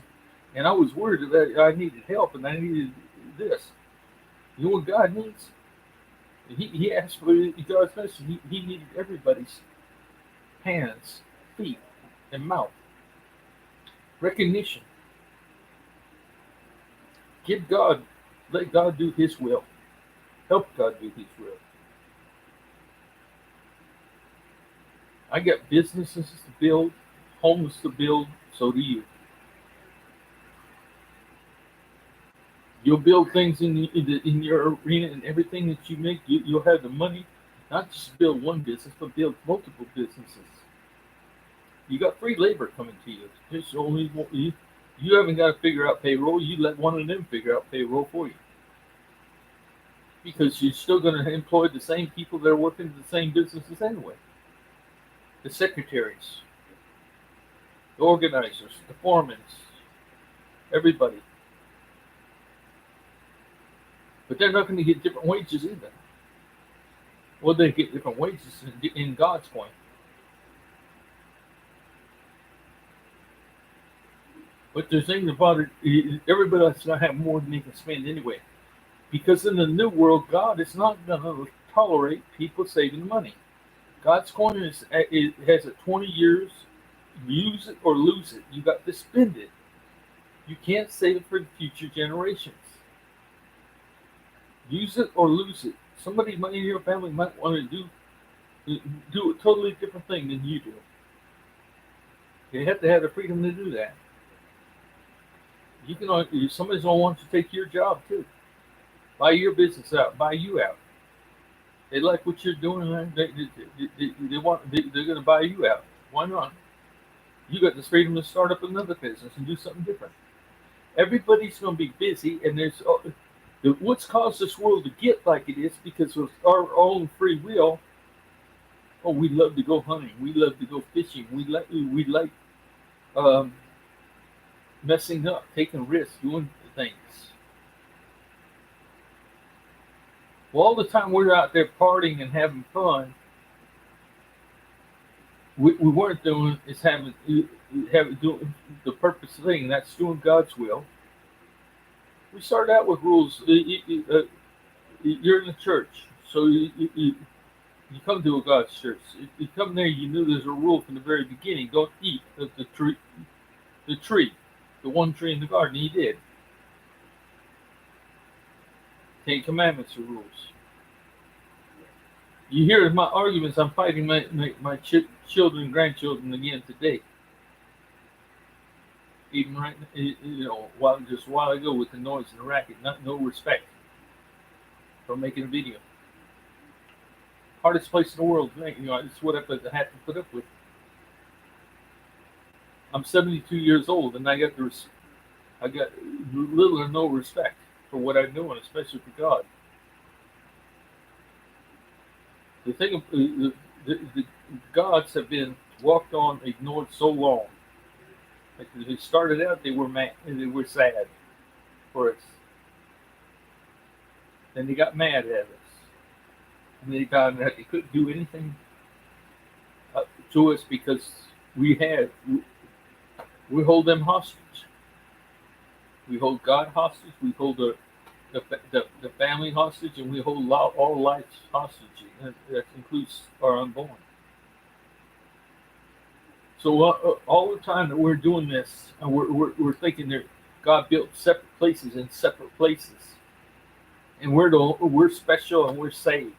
Everybody's special. Everybody's going to get more God's coin than all they had to do is ask for it. You think I'm going to go into the Burundi is the second place I went. Is the first place I went to before I went to Jordan. I went to Jordan because of the problem in Jordan of killing the Palestinians. But and that's a whole long story. How I got there. The guy that bought my house was born in Bethlehem. He's a Palestinian. Bethlehem's in Palestine. How do I meet these people, and the people that I meet, and who I'm talking to, and who hears this has everything to do with where my God wants to go to, who my God wants to talk to, and where I take God. You think I just got it was God from God's inspiration telling me get on the next plane to Cairo as soon as you get paid. I was on it. Then he said, then we heard about the Jordan. That's the next priority. God already knew the problems, so I hear about the problems. But one problem I heard about in Cairo really bothered me because there was a doctor in the Muslim religion that him and I got pretty close after 2.5 weeks of arguing the Quran and the different aspects of life. The first thing he mentioned to me was the pill. They called it by name. There's that the secret societies, Bill Gates, the Freemasons, Illuminati, let's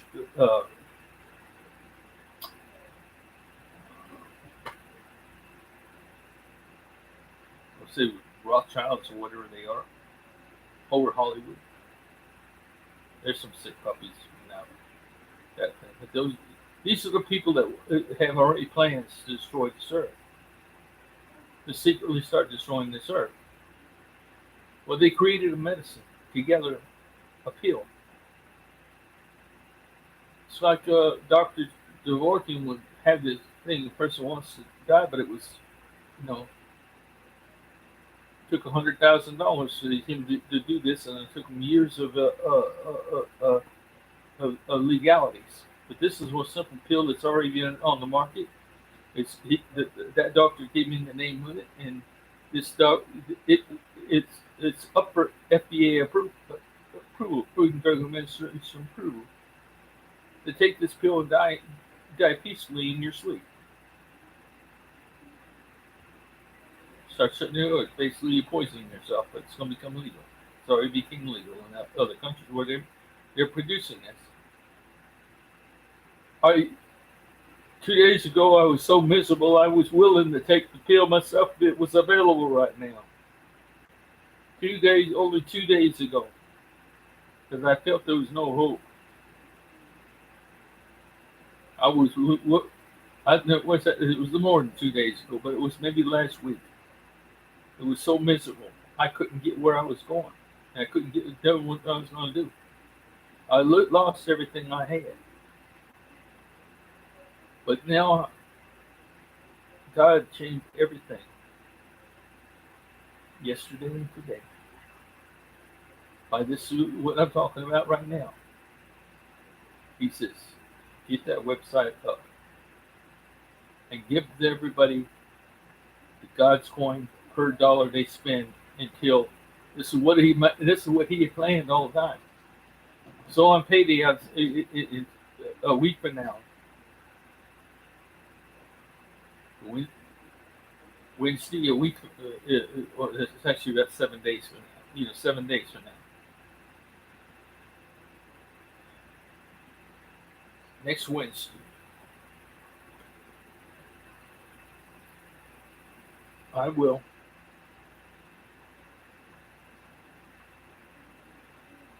My brain's not working. It's be 9 days from now, but middle of next week, I get paid. Third Wednesday of every month. I'll have the money to do two things: to get the bookstore or the web store working, which is basically a bookstore in the domain. I had wrote a very important message for Joel Osteen about the Christian church. I told you already, I quit the Christian church when God finally convinced me why he had so much against the Christians. Because they're standing there saying we're the ones saved and everybody else is going to hell. That's been what they're saying since God knows when, in the cowboy days. All these evangelists preaching hell. You're going to hell. You're going to hell if you don't have this. Everybody's a sinner. Everybody's going to hell. What everybody is. They're not a sinner. What there is wasting time. They're wasting time arguing with each other, getting into other people's business. They don't have anything else better to do, and no money to do it. They don't have a thought because they haven't got an idea how to get along in life or a thought because they lost God. They lost communication. God has numbed. He numbed them, and God is numbing himself. So they're both numbed. There's a Cold War. I read this in my website. There's a Cold War going on. This Cold War might never stop. I don't know if there's one God that tried to kill me in Africa. Yeah, one God tried to kill me. You can read about it. And it's a very true story. Whether they all feel like that, how many, or that's just one God, a minority or majority, I don't know. But I learned there's no Satan in this. We're not talking about Satan here. Satan's long been dead. Satan, God's told me this. Satan is proven that dead because Satan was given a life. He's living through his offspring. His offspring were dragons and snakes and things like that. But they're pretty much extinct. Everything has had Satan in it. With the exception of snakes.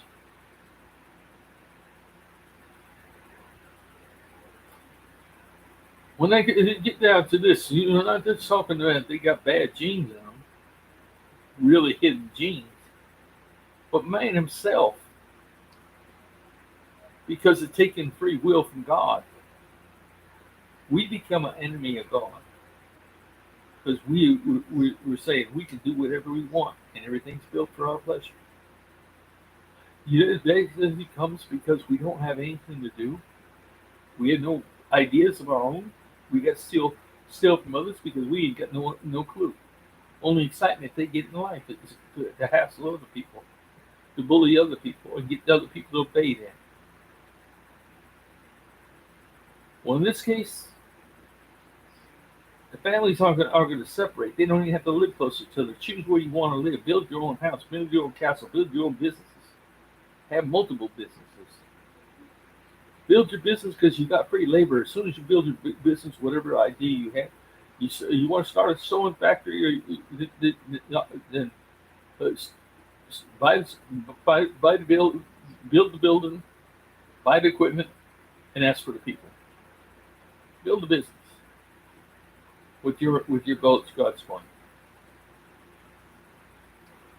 and all supply to people. Free labor. And I said to you, those people who need labor will be on call.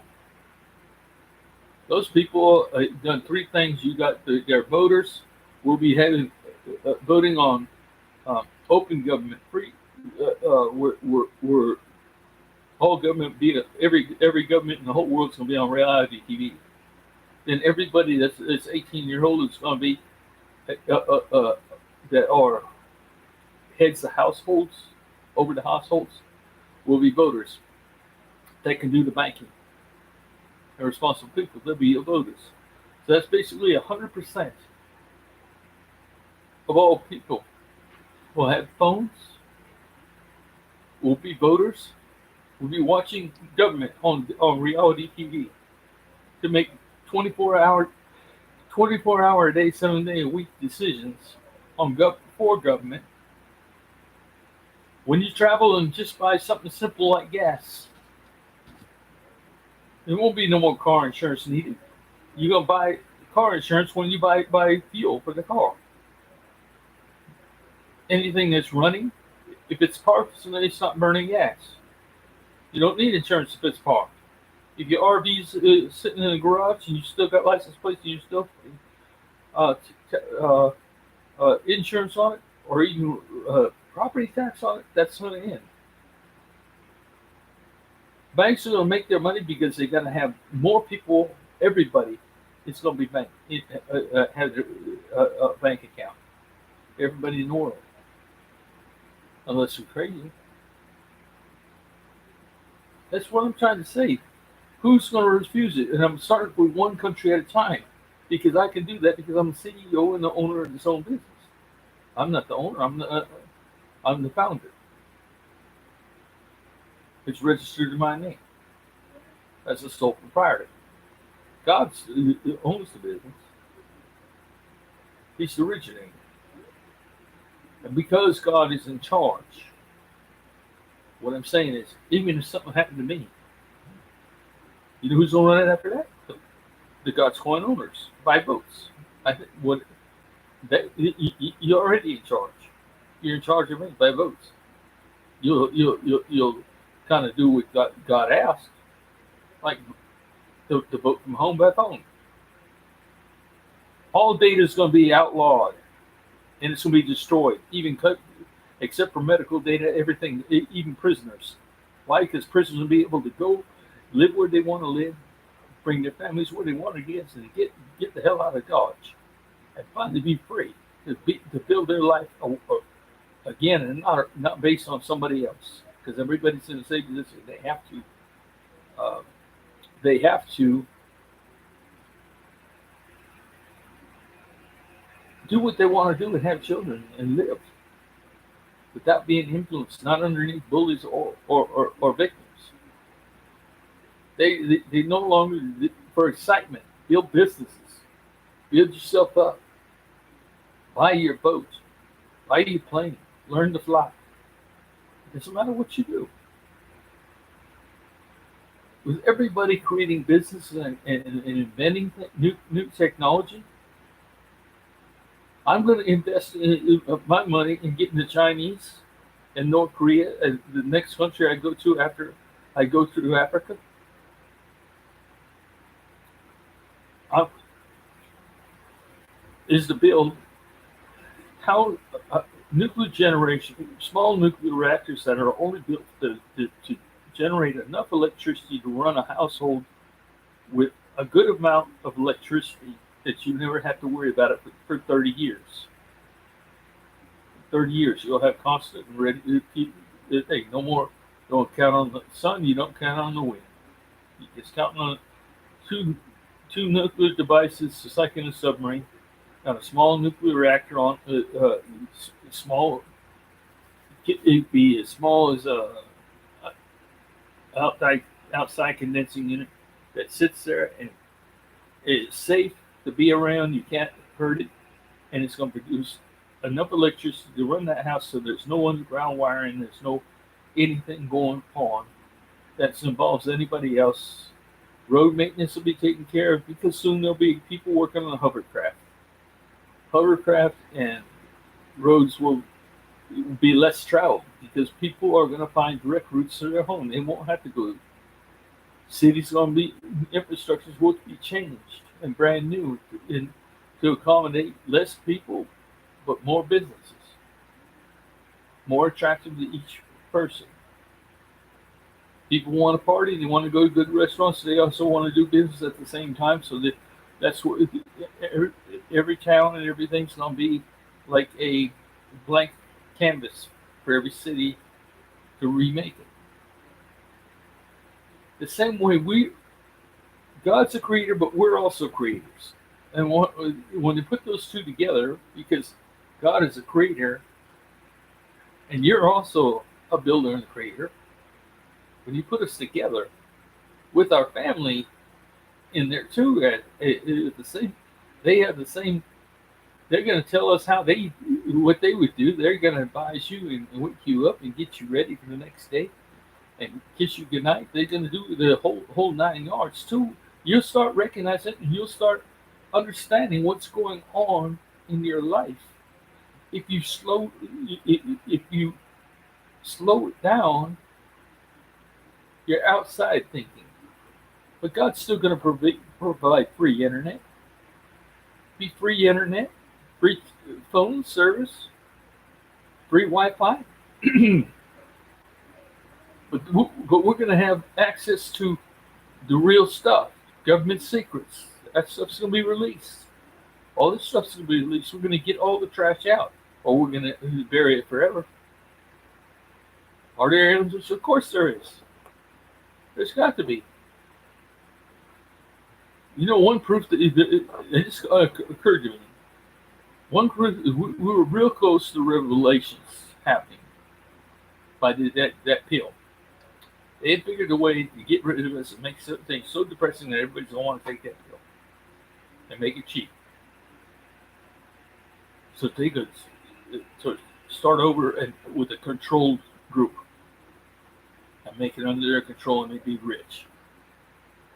And they still have everybody working for them, and they could be in charge of the world and be everything free. That was their ultimate goal. And they were going to make it look exactly like it was written in the Bible, in Revelation. But they didn't succeed. They didn't succeed because God's going to succeed. How's He going to succeed? As I said, right here in the United States, there's enough money. He's getting rid of the banking system of holding the monies in the bank. For everybody in the bank. They're not the money. All the money in the world. There's enough of it. Everybody will have more than money because they're just there for the asking. And when they have the job's automatically given to them. Do whatever they want to do or whatever they're doing now. Transfer to whatever they want to do. They're still going to earn the God's coin. I'll decide how many God's coin everybody gets per month, per week. if a God's coin's going to be worth $50,000 in one place, and there's some, it's going to cost $50,000 in another place. But you see, everything will turn out to be relative. And that's what heaven's going to be. Generation after generation is going to be busy the rest of their life spending. You got 20 years to use it or lose it. That sounds kind of thing. You're not looking out for future generations because they run up against the whole same thing over. The same deal. Sooner or later, everybody's going to have the 365 custom automobiles, so you don't have to drive the same one. Pretty soon they're going to have a same suit, 365 suits, where they don't have to wear the same thing every day. You know, who's going to want any more than that? Shoes. You know, how many pairs of shoes can a woman have? Well, she changes clothes 5 times a day. So she's going to have 1,000 pairs of shoes. Do the math. Everybody's going to finally reach a point when they just tired of traveling, spending, tired of that, and they're not going to lose nothing because they still have the beautiful home, and their children are starting out and taking over. This is heaven on earth. It's going to take generations, maybe another, could be a century go by before the world is not violent anymore. You won't hear about murders. You won't hear about somebody dying and killing. You won't hear about problems. Where people you won't even know what happened, what the world was like. Folk tales. We got to get this out of people's system. This need to be bullies or involve their lives with other people's lives. When your relationship is with God and you, with your family inside you, and you're unborn, you've got a huge responsibility to yourself, God, and your family. That's where it already immortal, in case you haven't figured it out. You look at your children, they're living in you, you're living in them. If this is not the truth, I would be scared. I'm not scared. I just got through going to the Muslims in 2 different countries. And I was in Iraq for 2 years, and that's where I got my start with this. What I'm trying to say is, God has prepared me, my life. I've been manipulated all my life, and the puzzle's coming together. You'll learn about that too. Okay, I'm going to leave this now. It's long enough, and this is ending of this broadcast. I think turned out pretty good in summer. The website will be up after next Wednesday. I will have it running sometime this month. Keep looking for it. Start looking at our website and know the urgency. Whatever you have, whatever extra you can spend, whatever you do, you can't go wrong. Buy one of my books. Donate what you have, what you can afford, what you can't afford.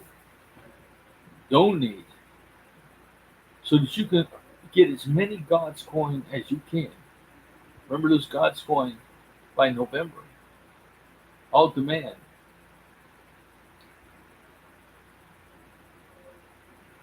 Up to $50,000 a piece. Be between 5,000. Right now the Burundi dollars was $5,000 to one. That was to make everything equal to what Burundi's paid. But then I thought, God says, no, make that 10 times more, like $50,000. I'll put it out there for $50,000. I'll do what God asks. I'm not doing the thinking on my own. I don't even think on my own anymore. I do what God, as God gives me the desire to do and gives me the info and tells me what I can do next. I know what I can do next because God's always talking to me. God talks to you too. You just got to learn to listen. You got to, and to prove that point, do what He asks. He doesn't want people to stop going to church, but He wants people to quit looking for God in other places. We don't go to church to find God. We go to church. We bring God to church.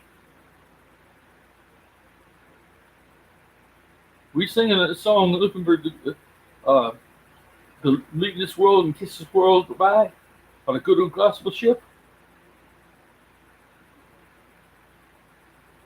People put Jesus above God. We're not born with Jesus inside us, conceived with Jesus inside us. Jesus is not the beginning of life for us. The beginning of life comes with God. So when we choose, this is something, a new thought. When we chose Jesus over God, that was our will. That's not God's will. And we want to twist that story around and we want to say, oh, it's God's will. We put Jesus first. Well, that's a lie out of a stupid person's mouth. Because even Jesus didn't do that. Jesus says, why do you call me a good man? There's nothing good about me. There's none good but the Father. Let me give you a clue.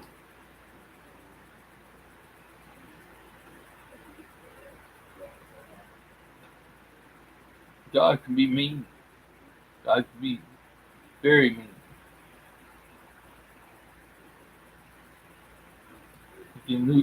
And He has the power over us. If they all were together in the beliefs, but they're divided. God's divided. The ones that are scared of us because what we can do, because we took free will over doing their will. We just let them be, and where they just got mad and we got numb to it. And God did the same thing. We let it happen. We either let it happen or we helped it to happen, or we're part of it. This is not a really happy world. And Christians, you better rethink your position. I believe in Jesus Christ, but you better understand that up to 20 books of that New Testament were written by a man, by the one that you're looking for to destroy this world, called the Antichrist. Antichrist has done his job. You're going to make sure that more Antichrist, more people like Paul, help it to happen. Today, you've got to understand it, because that just made it clear with me. I'm going to leave now. I tried this before. Good night.